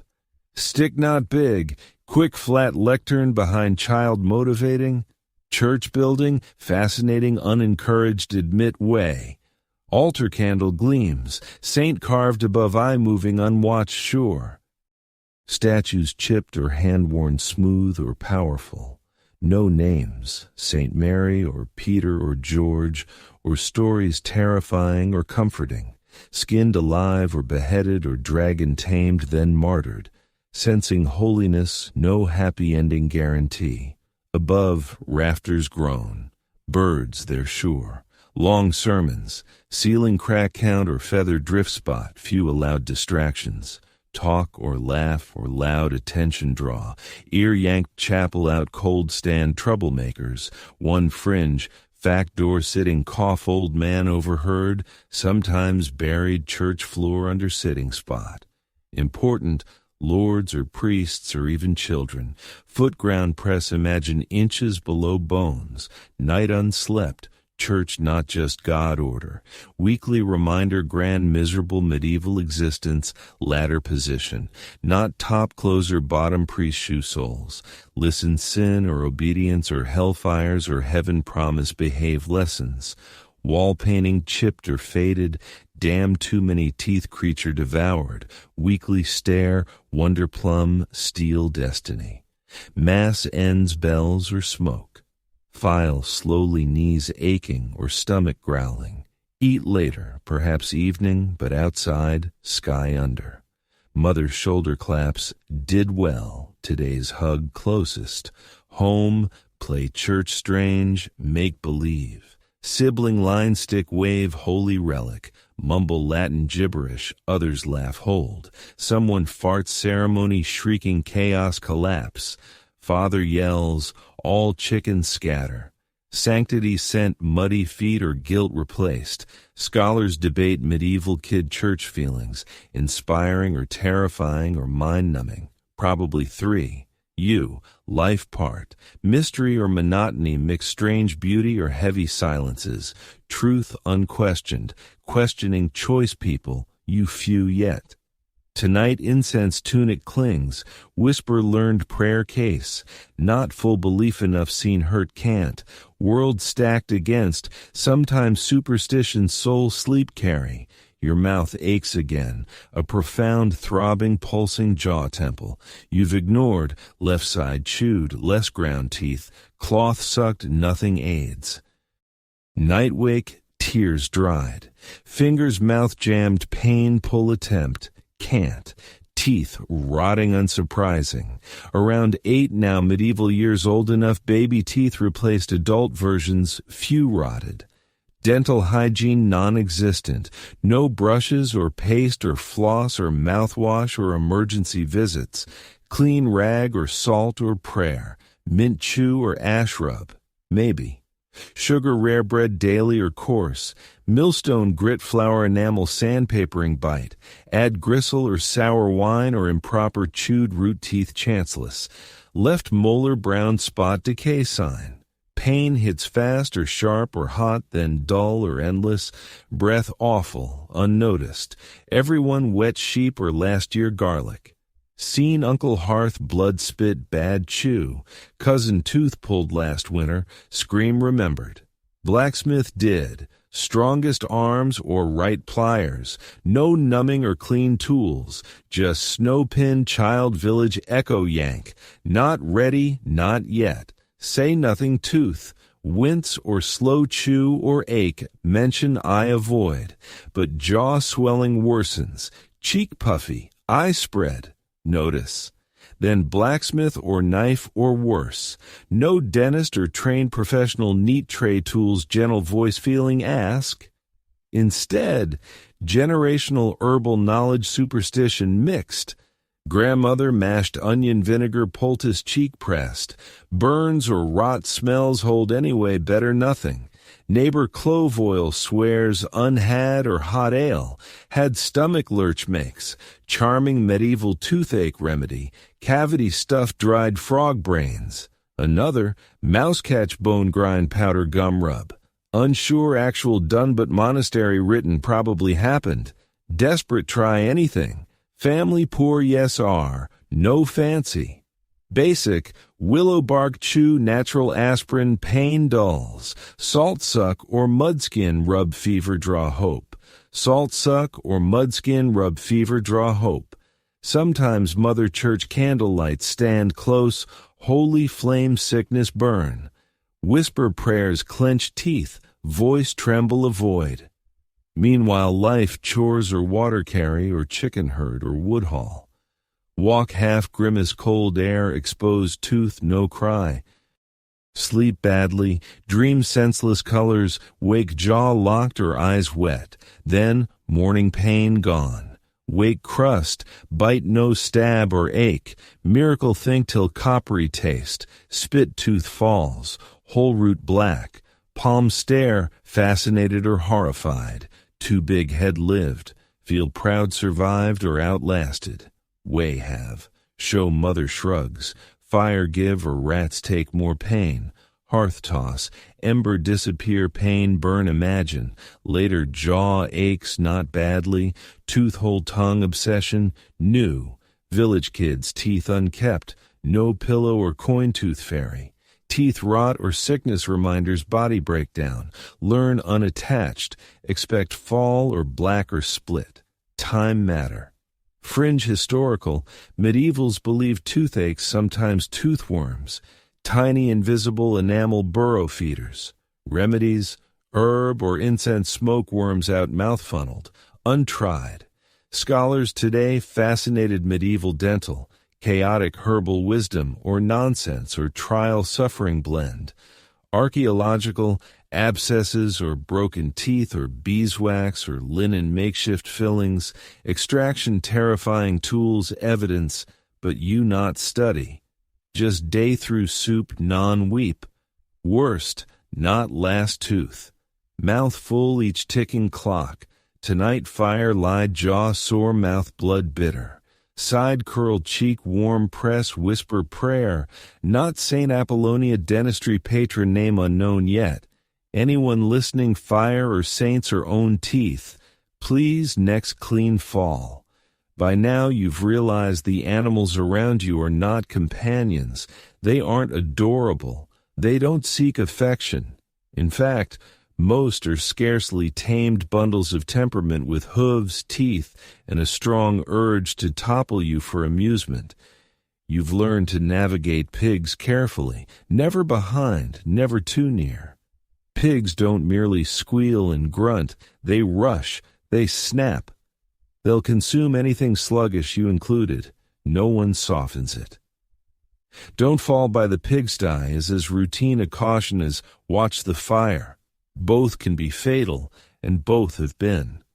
Chickens appear harmless until you've attempted egg gathering under a furious hen's squawk. You still bear a forearm scar from the last effort. Geese are meaner, louder, with the icy calculation of a creature aware of your fear and relishing it. At 8, perhaps nearing 9, geese still prompt slow retreats like entering a rough neighborhood. Your duties now encompass routine livestock aid, not the strenuous parts yet. That's for your father or older boys. But daily maintenance, feeding, cleaning, pursuing escapees back to enclosures. You're the operation's scout and runner, dispatched after whichever beast has breached the fence this time. You've spent numerous mornings knee-deep in mud, or worse, attempting to lure a goat home with only a stick and a path of wilted greens. You clean stalls, too, which means shoveling and carting manure heaps with hands that haven't felt softness in years. The odor adheres to your skin. No amount of ash scrubbing removes it entirely. You smell like beasts, so does everyone. You adapt. Slaughter days are complex. You're old enough to assist now, not with the cutting, though some your age do, but with preparation, water fetching, leg holding, post-knife cleaning. The first time, you nearly retch. The noises, the pig's human-like screams, the warm, dark flow onto straw. Your gut churns, but no time for alarm. Don't flinch, someone advises. It worsens things. You learn to hold breath and observe life ebb. You're instructed to be thankful. This meat sustains the family for days. It's a boon, a grace, and it's also appalling in an indefinable way.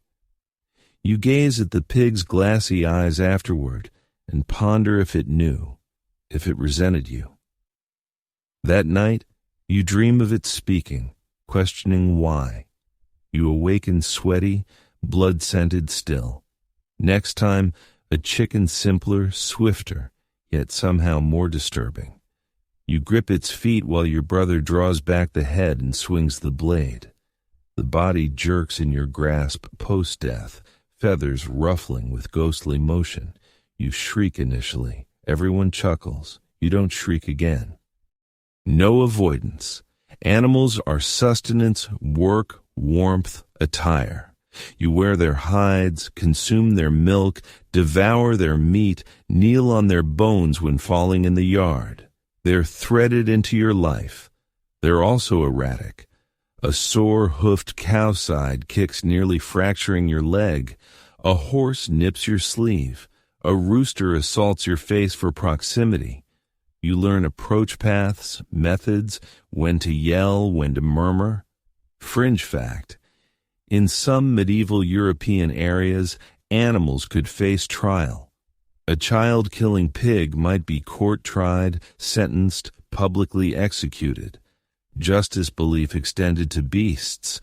No such trial in your village, but tales exist. Hanged goat, egg-laying rooster buried alive. Unsure truth, but not bizarre. No distinct line animal property or beings. You're unsentimental, not precisely, but name them occasionally. Crooked leg sheep, Benny. One-horned skinny cow, old Laura. Whisper unwatched, weather talk or secrets. Safer than people no reply or gossip. Once attempted kitten keeping. Arrived half-starved hay crying. Named or fed scraps or sleeve hid. Mother found or eye rolled gone mourning. Wasn't week lasted, then vanished or wordless. Asked, Father, too many mouths already. Cried quietly, straw pillow, haven't attempted since. Scholarship medieval animal attitudes contradictory. Manuscripts, beasts soulless or expendable tools. Others, affection or companionship. Dog's owner buried or horses named or blessed. See both. Ox slapped or praised same breath. Cat cursed or hand fed. Love untender survival. Today runaway goat village half chase. Bolts follow. Trip or knee scrape or out loud curse or priest gasp wall behind. Goat thistle patch stops. Horn grab hard breathing rage or relief between. Home lead shin bleeding knee muddy. Mother nods. Didn't think catch. Silent tired. Goat knows something stare. Maybe does. That night fire. Sit steaming dry clothes. Hands hay blood smell. Dream pig again, this time silent. Just watches. Dinner your house, not meal scramble. No, come get it. Or cozy table procession candles or napkins. Street brawl spoons closer. 9 now. Mastered essential medieval dinner. Elbow sharpness or spoon speed or delicate fair share sans bigger eye contact. Survival, not strength tactics. Meals communal or chaotic or painfully simple. Everyone's siblings or parents or perhaps never left cousin huddled single bowl or pot hopefully steaming room center. Nutritional future 24 hours chipped wood vessel rests. No hungry, slurping or grunting or scraping or prayer whisper energy mother. Bowl contents, pottage likely always. Ever-present medieval boiled grain or root vegetable stew or sometimes lentils or occasionally meat shred or greasy bone flavor clinging. Not soup edible paste salted or had or wilted herb remembered. Now then surprise, barley lump or turnip chunk or too chewy mysterious. Bread main backup, coarse or gray or often stale or grit-flecked grindstone. Chew carefully. Everyone premature ground teeth. Side hurt less chew learned. Younger drool crust gum mush. Did too. Now slow chew, hope unnoticed jaw ache again. Eating fast. Food bowl hit spoons attack. No second round or seconds. Grab what can. Learn deep or fast scoop. Bowl tilt direction protect full elbow radius. Even broth fight. Hunger not kind strategic. Younger brother once spoon dropped hand reach tried. Father hard slap backward fall. Not pigs. Unironically 5 other sharing bowl eating. No laugh. All understood. Manners matter, even dignity long gone. Sometimes cheese bit. Not creamy, melting, stretching happy. Hard or salty weapon delicacy. Usually edge-cracked mold crease. Fancy cut around. Otherwise chew body later non-argue hope. Holidays only real meat. Salted fish or hen egg. Stop met pot end. Forward look like modern birthdays.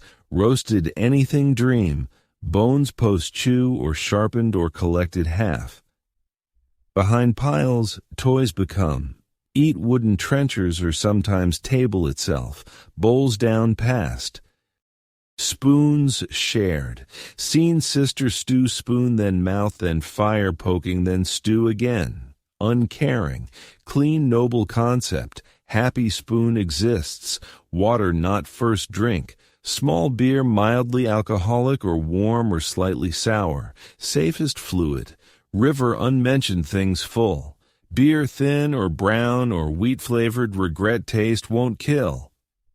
Probably feast days cider or rare wine sip face twist.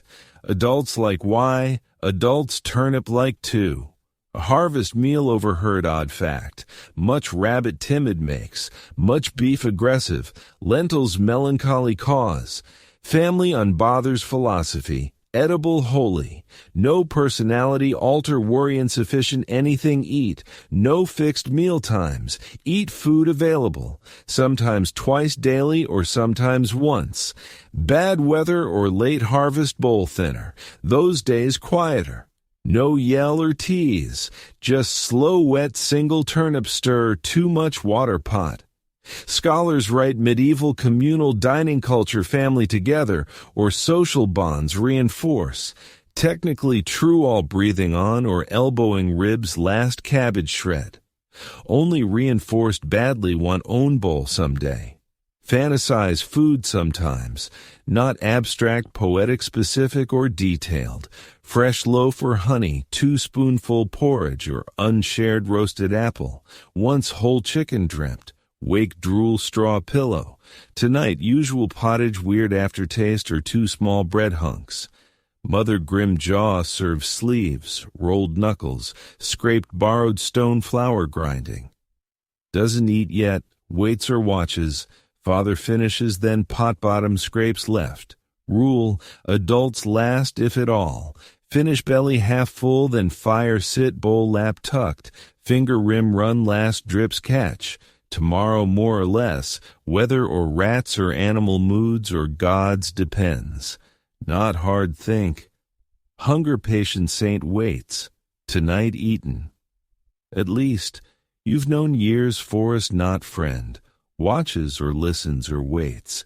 Barley field edge tree line dense or dark or tangled crooked finger branches. Hearth whispered stories. Don't tell mother start or never return end. 9 now, or maybe 10, finally edge alone sent. Not deep just firewood collect. Sounds simple. In or gather branches or back. Never feels. Worn path step off air changes. Quieter or thicker. Trees lean closer, listen like. Eyes ground, pretend twig purpose. Shoulders tight or breath shallow. Forest smell, wet leaves rot or old something old scent, someone else house unknocked walk. Try uncrunch loud, nothing wake, squirrel path darts bundle nearly drop. Breath curse around, glance nervous, voice trespass feels, not only woods fearer. Mother avoids unless must, crosses self-talking, things live. She says window side glance, not wolves though too, not rare possible bears. Other things, spirits or teeth, faceless women or goat-legged men or lost children, pride-feed creatures, every forest step gamble, firewood quick snatch dead limbs, underbrush fresh broken avoid, told never living tree take. Remember, grandmother said don't like thieves. Never spirit seen, really. But strange. Mouth hollow tree or mushroom ring too perfect. Goatwoods wandered 3 days back, eyes not right. Uncle same afternoon butchered, smelled wrong, meat uneaten. Lost woods idea beneath thoughts always. No signs or paths except animal trails, unwanted places lead. Wrong turn, hours or forever circle wander. Trees twist or landmarks vanish or sun east lie even. Bundle light or route simple, in out goal. Fringe medieval, forest guardians, not saints or spirits older. Green men or wild men or forest fathers bark hidden faces. watchers, some protectors or others punishers, not prey exactly, but oldest tree pass nod case, forest rules known all, never whistle or never name call, mushroom circle no step, or blue flowers no pick or lights no follow especially dance, music here, run, no questions, just run, still return. Days few someone woods in firewood or herbs or mushrooms. Mother sends now old enough or expendable. Strong carry or not yet skilled livestock or spinning. Woods test. This do. More ready maybe. Sometimes friends with deeper dare. Rocks shadowy clearings throw then sprint. Loud joke-tooth witches or mudmen, one quiet, hear that? All stop ear-strain game ends. Always faster leave than enter. Not every forest story horror ends. Healing tales too. Deep wise women, sickness root salves or potions no else dare touch. Fox raised lost children or tree-taught songs. Want true kindness green somewhere, never seen. No map none. Forest shifting, roots move or trees fall or rivers course change. Part no enter. Deep woods. Grandfather. Deep woods reach no person return. Something else or not at all. Still village depends. Wood or meat or rare herbs. Winter cough death turn keep. Walk need fear line caution foolishness between. Never whistle or never more need take. Leave never back look case something following. Scholars, medieval forest fears projections, social anxiety or hunger or unknown manifestations. But scholars not knee-deep leaves, thick silence cloth like firewood or prayers equal measure carrying. Not 9 alone behind twig snap hearing, today incident free out make, arms stick full or breath short or eyes every branch scan. Bundle hearth near drop mother gone while, nod or say nothing. Ankle mud or nails moss-like but not. Eat quietly or restlessly sleep. Tree face dream. The village festival starts like any other ordinary day with smoke, sweat, and someone shouting. You wake to your mother calling for someone to grind the remaining oats, and your father already out, pulled to the church green to assist with raising the poles. You rub sleep from your eyes, scratch a flea bite, and recall that today is special. Not because it will be simpler, but because it brings music and masks, and if fortune smiles, onions cooked in grease. Festivals in the Middle Ages are noisy, disorganized, and somewhat holy. It could be a saint's day, the celebration of an unfamiliar martyr, or simply a break between harvests, but no one truly requires a justification. After weeks of dirt and labor and seeing your neighbors gradually decay inwardly, you'll seize any opportunity to daub ash on your face, don your shirt reversed, and applaud while someone strikes a wooden cask with a rod. You're nearly 10 now, mature enough to join the revelry, but still youthful enough to be designated the fool, literally. One of the village seniors thrusts a floppy cap onto your head and dubs you the jester's offspring for the day. Everyone chuckles. You bow with as much overdone flair as you can summon, and inwardly you relish it. The day is a barrage on the senses. You detect roasting onions, tangy ale, the pungent aroma of sheep waste, and incense all interwoven in the air like a muddled benediction. Someone plays a flute poorly, but it doesn't matter. The rhythm is quick, untamed, irresistible for dancing. People stomp in rings, clap hands, yell unfamiliar words. You participate, whirling until your garment flutters like a banner and your head hums. The masks appear next. Some are basic, wooden with eye slits. Others are frightening. One man dons a goat skull fastened to his face with cord. A woman passes with her face whitened and red lines dripping from her lips. Younger kids weep. You don't. You're captivated. These aren't mere disguises, they're metamorphoses. People turn into animals, holy figures, fiends. For a single day, all's inverted. There's a man in a donkey outfit with a tail that swats passers-by as he prances. You attempt to evade it, but it catches your leg regardless, and the assembly bellows with mirth. You feign a dramatic hobble and are promptly bombarded with bread scraps and a turnip. This is part of the amusement somehow. You hurl the turnip back and strike the donkey man directly on the flank. He cheers in approval and pursues you through the throng. Your lungs burn from laughter. Later, someone ascends the maypole not for adornment, for competition. A reward atop, a modest coin purse, or more probably, a cloth-wrapped bundle of cured fish. You observe boys double your age clamber up, palms slippery from grease thoughtfully applied to the pole. None succeeds fully, but cheers abound. You envision yourself climbing someday, tall and robust with the crowd chanting your name. But it's not pure delight. There's a sharper undertone to it all, a sting under the glee.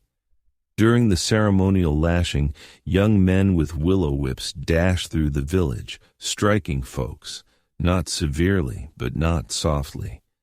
It's symbolic. Some claim it expels evil entities. Others say it's an ancient custom from when festivals aim to rouse the soil, invigorate the vitality, hold off winter.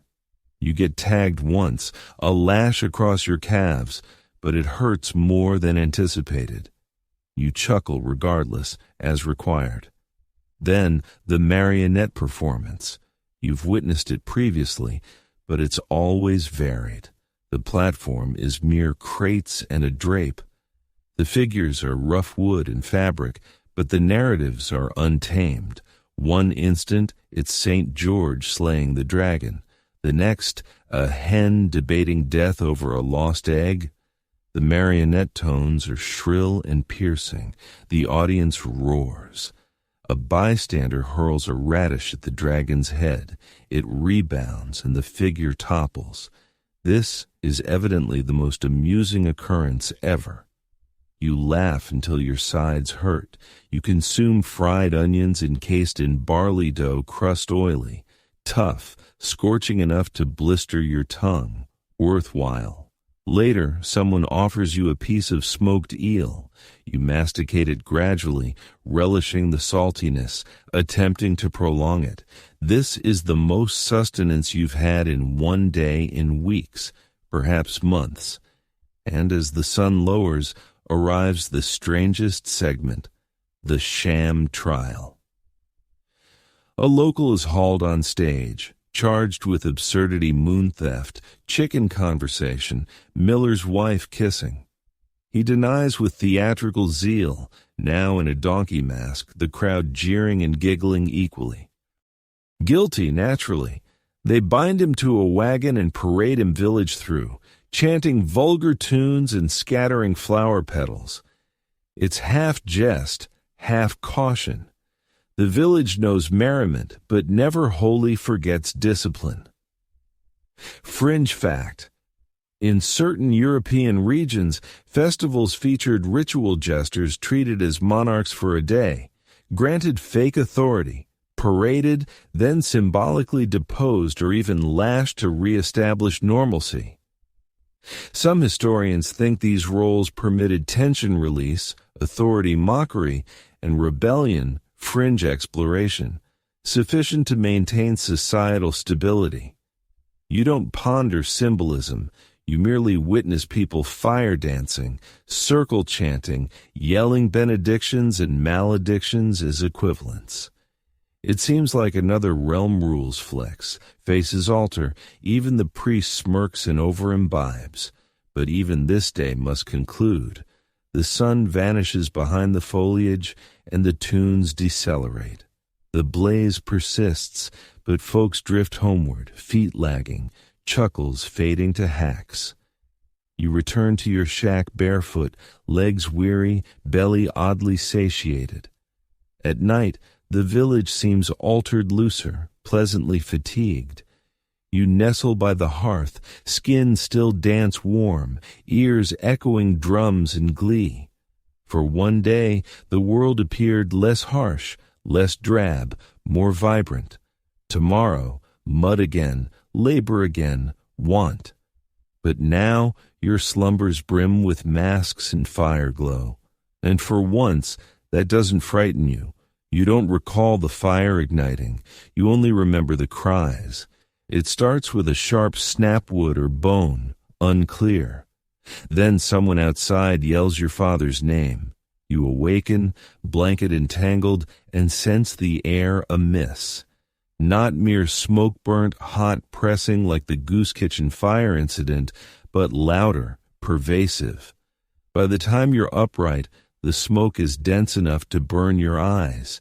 You hear pounding feet outside, dogs yapping, water calls, and your mother urging everyone out. Out, out. You crawl the floor, hacking, pulling your little sister along. The straw bed smolders at the edges. The wall glows red. You don't grab shoes. Outside, the night is orange lit and frantic. Half the village is awake, buckets ready, forming a wobbly queue from the well. You stand barefoot in mud, mouth agape, watching the neighbor's roof cave in like a deflated lung. Sparks ascend like furious fireflies. The odor is suffocating. Wood, grease, damp wool, and someone sobs. Another laughs wildly, high, too distraught to assist. The blaze spreads rapidly. Most homes are timber, thatch, and hopes. No fire barriers, no stone bases, nothing but damp cloths slapped on walls in heavenward pleas. You attempt aid, running well to house buckets, but barely lift them. Water splashes out midway. You're shoved aside, head patted, told to join other kids. But you persist, skin heat stinging, heart drumming throat inside. Eventually, your home is preserved barely. The fire didn't originate there, but neared enough to char walls and warp the chimney into a tilted, cracked stone pillar. The neighbor's dwelling is lost, though. The family five stands soot-smeared in nightwear, resembling ghosts forgetting to fade. One child still weeps, the youngest silent. No one offers solace. They stand, as if intense staring might reconstruct the ash house. In daylight, the ruin is graver. 3 homes vanished, mill roof fallen, well dry. Someone's cow fled, chaos unreturned. Everything smells burned fabric, scalded rock, finality. You aid debris clearing, stepping charred beams or melted pots. Heat gone, but left silence, nothing breaks. Fires aren't rare. Every village knows peril, neglected hearth, overturned candle, child lantern topple. Winter, fire crowd warmth. Summer, tinder thatch, spark suffices. No codes or sand buckets or fire rescue, just drowsy water toss or prayer shout. Your father once recounted a valleys over town ground burned, no structure left, all left or died. Story once distant or unreal, now neckbrush something. You survey own scorched standing home. Door scrap wood patched, roof leaks, floor crooked but here, suddenly very protective, double night hearth check, candle guard loaded weapons like. Slight creek wake fire return convinced. One fringe belief, fire punishment not God but house itself. Mistreated or dirty or disrespected, flame calls cleanse. Some pre-bed hearth spit pacify, others ember apology whisper. Unsure belief, but fire mutter anyway case. Village rebuilds gradually, men new frames raise, women fresh mats weave, all lend, tools or cloth or hands, but scant had. No next village donations or relief wagons, just long days or longer nights or burned fingers. One morning priest ruin visits, praise or holy water sprinkles or ash wooden cross leaves. Little says, just looks or nods or leaves. Wonder even he answers out. Scholars adore medieval fire study. Read records or court accounts or cleric letters, another town burn complaining. But none captures shoe left burning house moment, or no return or fire, uncaring tomorrow ground cold. Next week village quieter, soft speak, no child scold, no night sing, animals subdued muffled hooves or twitchy weary eyes. Whole place breath holding fire truly gone wait, but life resumes always. Bread bake or goat milk. You water fetch new roof rain non-collapse hope. People eventual laugh different, tired or lighter or small float trying. Tonight newly rebuilt hearth sit. Fire soft crackles. Once stick poke, then careful aside set.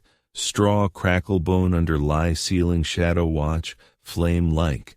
First days let sleep fall. Winter doesn't arrive suddenly. It infiltrates. First, wind colder or sharper politeness done. Then, ground feet under stiffens, morning harder walk. Breath clouds, animals temperature offended look. Eventually, sun effort stops. Late rise or early set between gray distant hovers. Shiver watch unmotivated help. This season most dreaded. Hunger one or cold another both. Dying starts. Already heard next village 2 elders last frost non-survive. One bed frozen arms, crossed up not worth decided. Other snow found eyes open, chicken chasing said. Unsure true but story bear easier. Home generous, mostly wind-roofed. Walls wood mud or straw patched. Family cracks rag stuff or straw cold side stack or doorcloth hang.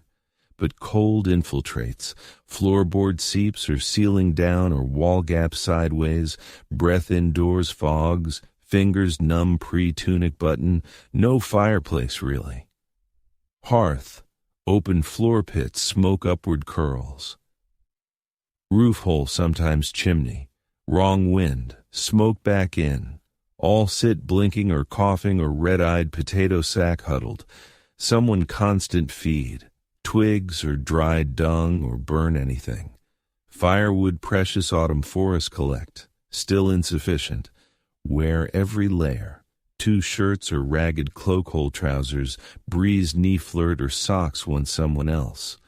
Worst days shoes sleep not warm, but off leather freeze or crack, or sleep borrow. Cold not outside bones in. Knees ache or fingers swell or teeth chatter, no matter curled tight, sleep sibling pressed arms or legs tangle breath, neck warm. One turn, all turn fish school, but grumpier or blanket steel fight. Eat less winter, everyone. Stores dwindle, mother ration careful root vegetables. Turnips or maybe barley or dried beans forever cook, or salted fish lucky. But mostly watery or gray pottage, sometimes bark bits undiscussed. Chew meant to. Fresh food memory. No eggs hens barely alive sad statue coop corner huddle. No milk cows cold or half-starved produce little. Make do, more chew crumb bread or stew mostly broth. Sip slow savor lukewarm mouthful hours, next taste maybe. Sick of course, everyone. Winter cough curses spread person. Damp hacking air sound never stops. Little sister weeks had. Weight fall face thinner or voice quieter see. Mother goose fat chest rub or prayer murmur. But cough meaning no heard before too many.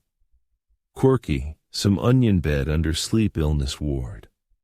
Others, garlic string where lung protect. Tried both. Still sick, but smelled confident. Constantly tired, cold drains, wake stiff joint argue, feet crack or bleed, lips chap or scab.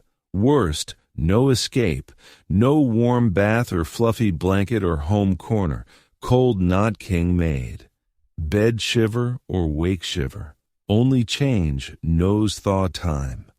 Scholar somewhere fur-wrapped roaring fire beside, wrote medieval winners' communities, closer hardship shared resilience, foster. Sure, also death or frostbite or feet smell, but yes, closer. Winter no privacy. Dried fish packed share all, space or breath or lice, only real joy strange bursts. Joke lands room wheeze laughter, brother mass fart father laugh hold nearly breaks, cat lap curl 10 minutes, warm toes miserable forget. Sometimes music, not much, 2-string lute or bone-carved whistle, tune simple or repetitive rhythmic noise little more. Dark, magic sounds, eyes closed carry non-cold, non-damp straw or cooked turnip smell. Night sleep, wait. Wiggle fingers move, prove still. Breathe shallow, cough, not try. Outside, wind pain, something moans. Walls creak or fire, sigh, whisper prayer. Not even God, just anyone tomorrow, warmer maybe. But no, won't. Starts small red bump. Scratch absent-minded firewood basket haul, flea bite, think constellation, already skin dotting one more, but itches differently deeper. Nightfall swelled hot or tender surface beneath burst waiting. Mother notices fire near too much shift. First, nothing says, just eyes, narrow hands, armpits keep tells. Next morning another or head heavy or joints ache 50 years overnight aged. Up try ground tilts or vision edge fades. Back sit suddenly everyone quiet. Moment come, every medieval child warned secretly avoid thinks. Sickness, not first illness village through. Lived cough seasons or boils or fevers or weird rashes. Pretend non-serious someone dies until. But different. Whispered one silence or shadow travels strong men days bone or children overnight corpses turn. Call pestilence or plague or God punishment, priest divine scouring once. Vocabulary uninterested, just gone want. 2 days, back flat 2 weeks sit up, limbs tremble or stomach broth smell turn. Armpit swellings enormous black center purple ringed body inside rot like. Mother constant water or vinegar sponge, stings, no complain, barely talk, separate others, hut corner move straw mat pulled away, old wool curtain sickness keep in or out, little sister go sees cries, brother guilty non-sick looks, hot or cold anymore unable tell, skin both shift burning freezing heartbeat every, no doctor or trained healer, childbirth or broken bone, usual woman near not come. Door herb bundle leaves, then mouth hand back away. Brew that mother calls, and pray. Everyone mother pray tells. Think constant now, pot stir, even breath mutter here. Fringe fact, medieval plague cure live pigeon cut open swelling lay. Bird poison absorb sponge like belief. No pigeon, just onion or vinegar poultice skin weak or eyes water makes. Mother handshaking applies anyway. Third night hallucinate start. Shapes ceiling dance no light though. Voices room not. Dead year grandfather outside come tells. No move. Can't. Bones hurt even. Fever. Fifth night breaks. Or not, deeper sleep drift maybe, wake sweat-soaked vision days first clear, hand lift or speak able water whisper mother cup holding nearly drops, alive not better or healed, swelling still smaller now or skin blacksmith forge glow stopped, mouth mildew tastes, weight lost ribs feel move, but house others breathing still, no else sick fallen, not yet. Weekend walking again barefoot or bent or old man slow, everyone grave risen look like. Priest bed blesses, midwife finally an armpit checks. Live she says almost disappointed. Now, hear others. 3 huts down, boy non make. Baker wife fever burning. Someone uncle yesterday buried whole not deep dogs keep out. Village pits digging plural. Coffins insufficient coming what? Historians still debate actual what. Plague or typhoid or ergot poisoning, moldy rye. Arguments bacteria or fleas or rats or shipping routes. Science uncaring. Know something, crack smoke village through left silence. Weeks follow life, normal, not really. Distance keep. Doors shut, children home stay told. Church packed salvation beg. Survivors marked. Not physically though armpit angry scars but other look. Weary next who wondering, recover slowly, weed taste soup eat, limp walk, nightmare wake can't breathe, but survived, not many. Though unspoken treat how, nods or strange deference breadline space, like rare half dead or half sacred, that night mat lie weak but breathing thank whisper. Who, unknown, not God unsure lately where. Maybe fire or wind or own bones non give up. You're still here, that now enough. There's something about death that never fully departs the village. Even when not claiming someone, it lingers outside like persistent smoke. You've known death for years, seen it take linen-wrapped infants, rigid chair old men, field collapse steaming flank animals. You've seen death intimately, watched it fix in neighbors' eyes, heard mother's shallow grave prayer whisper. And now at 10, perhaps nearing 11, you grasp what most adults won't concede. Death isn't an occurrence, it's routine. When someone passes, the village has a pattern. It's hushed initially. The dwelling stills, and you hear gentle sobs or merely respiration, as if sorrow can't elevate its tone. Then news disperses, not via courier, but through eye shifts. Someone informs another at water gathering, a look exchanged, a nod, a name, and soon all aware. Today it's old Martha who's gone. You recall her chiefly by aroma sour milk and peat smoke, and how she perpetually sat church door like a curved query. Her digits were root knotted. She offered you a dried apple once. That's sufficient for your personal sorrow. The death custom starts pre-body cooling. Women arrive first, not close kin. They're too dazed, occupied with quietude, but others knowing procedures. They bring fabrics, water, beeswax, subdued tones. They disrobe the body, cleanse head to toe, attire in finest typically slightly less patched tunic, and saved years lace strip. Jaw tie, eyes close, chest hand cross. You've never assisted, but wall crack watched, methodical or gentle or eerie. No embalming or preservation, just haste or care. Summer, next day berry, faster fly sniff. Winter, cold preserves. Heard frozen bodies ground thaw wait dig. No one wants, not living or dead. Wake home held. All come, some loved her, others custom. Sit benches or logs, hands lap, eyes floor fixed. Body center, candles head or feet burning. Coin family, incense or herb scatter smell mask. Not, door open breeze pray. You're permitted in, but not too close. Corpses seen before, not like. Someone dirge sings low or slow heavy sack snow drag like. Others join hum or mumble. Words barely matter rhythm counts. Shared sorrow sound, sometimes bread or occasionally ale. Little eaten but their life dead symbol. Kids told no loud cry or no jokes or no body touch, but you once. Sleeve brush unwatched, stiff or cold skin jumps contact, hand quick pull heart race fire, sit nothing happened like, but feel still. Cold fingertip lingers something inside, climbed or settled.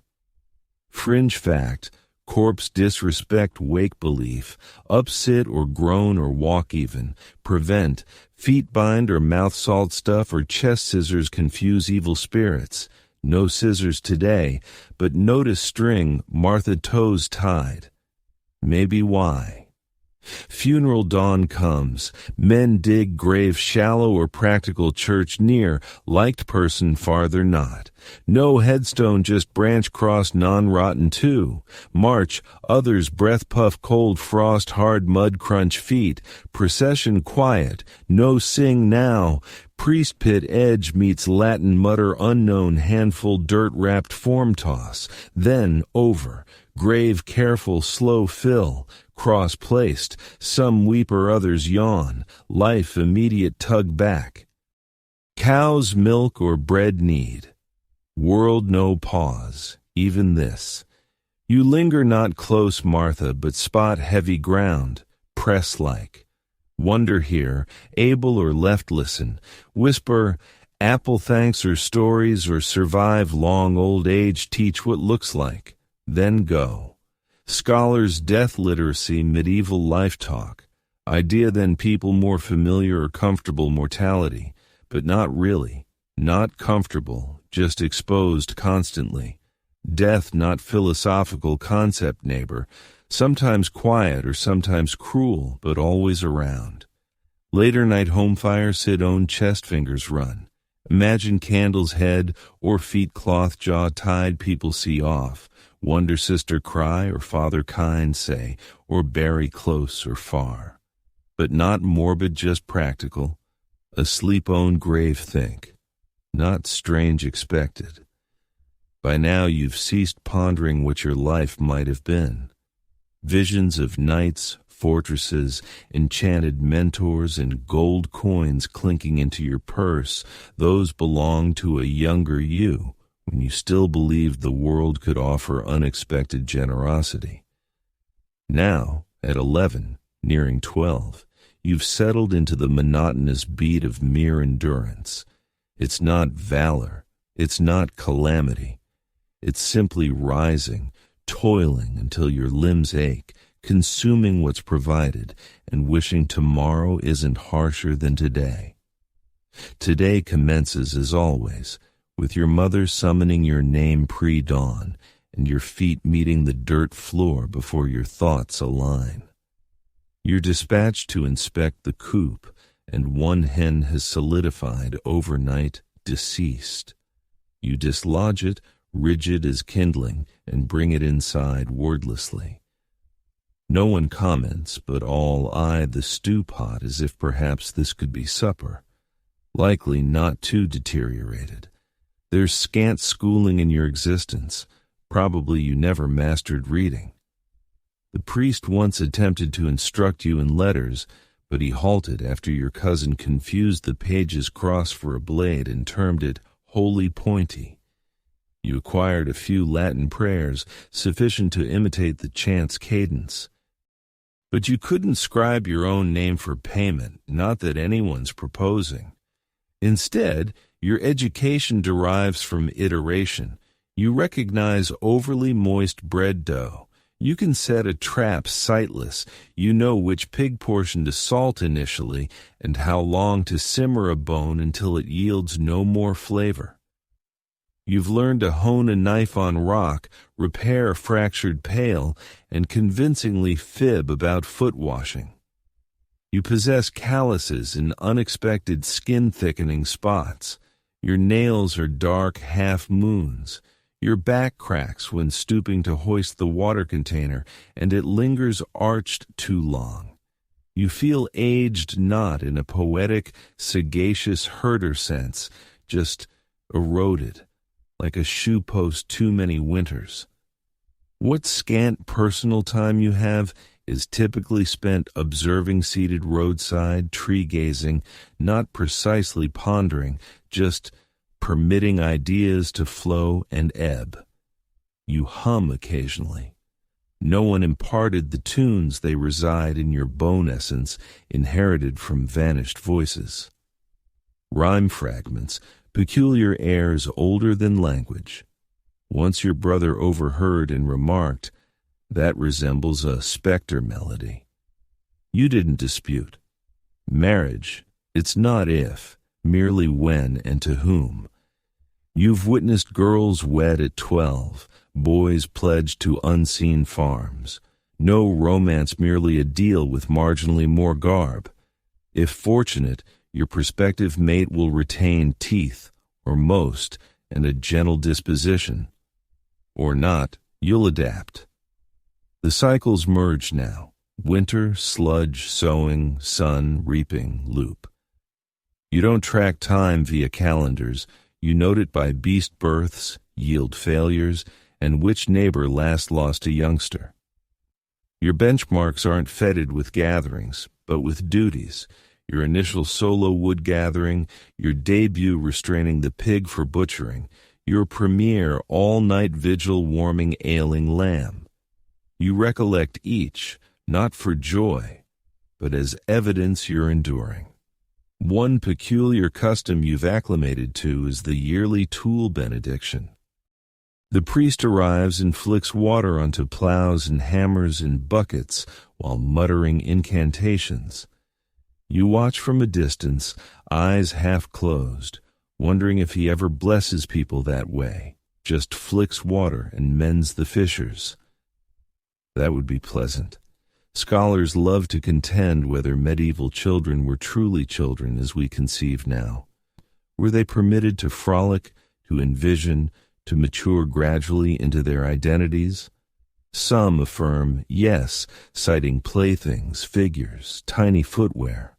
Others deny no. Childhood terminated upon bucket-lifting capability. Judging by your knees and months without uninterrupted slumber, you incline toward no. But still, there are glimmers, instances where you nearly recollect non-survival burden, when frost crafts flawless spirals on the pane and you finger trace them, when the lagoon ices in the expanse resembles a plummet sky, when hearth storytelling elicits laughter till your flank hurts, not for humor, but absurdity.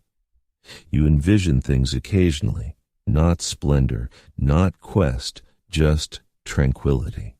A smokeless spot, a strawless bed, a day sans name call for mishap.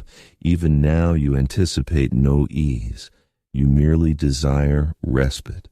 For fingers to cease splitting in frost, for belly to sense replete, for kin to pass one moon without fever, you desire worm-free barefoot strolls, to recline sans tomorrow, wake wonder or wake if. And despite everything, you persist.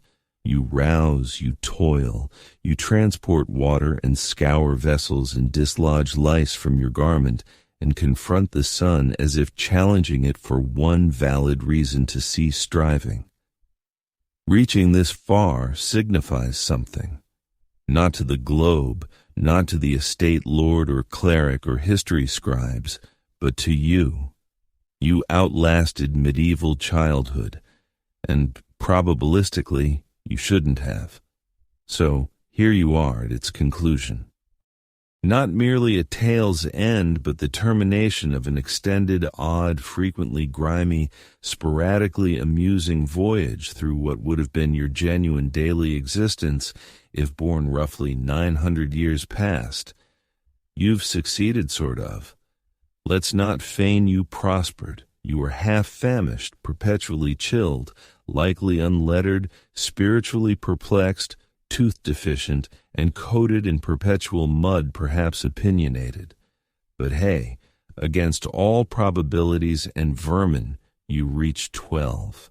That solitary makes you a probabilistic outlier, and depending on perspective, either remarkably impressive or highly unfortunate. The Middle Ages weren't fable, not for you, not anyone. Sure, fortresses or dragons or tales, but reality, turnips or tooth decay, or fleas or sister cough world-end wonder. Childhood wasn't frolic or fancy era, it was destitution boot camp, no self-discovery luxury. Just alive, stay long enough others rely or wed or bury pre-midsummer. But amid misery and honestly abundant sparks existed. Shared fire, warmth, family post, bitter long day. Chore between pilfered laughter. First solo fish catch or wheeze laugh make. Even odd customs goat mask dance or shovel bless or moon sing. Moments non-easy life but textured, yours made. And now, as you drift beneath very modern blanket, very climate-controlled room, possibly snack-filled or absolutely Wi-Fi full, rest easy knowing one thing: you definitely wouldn't medieval child survive, but telling survived. So, sweet dreams, time traveler, don't plague bugs bite.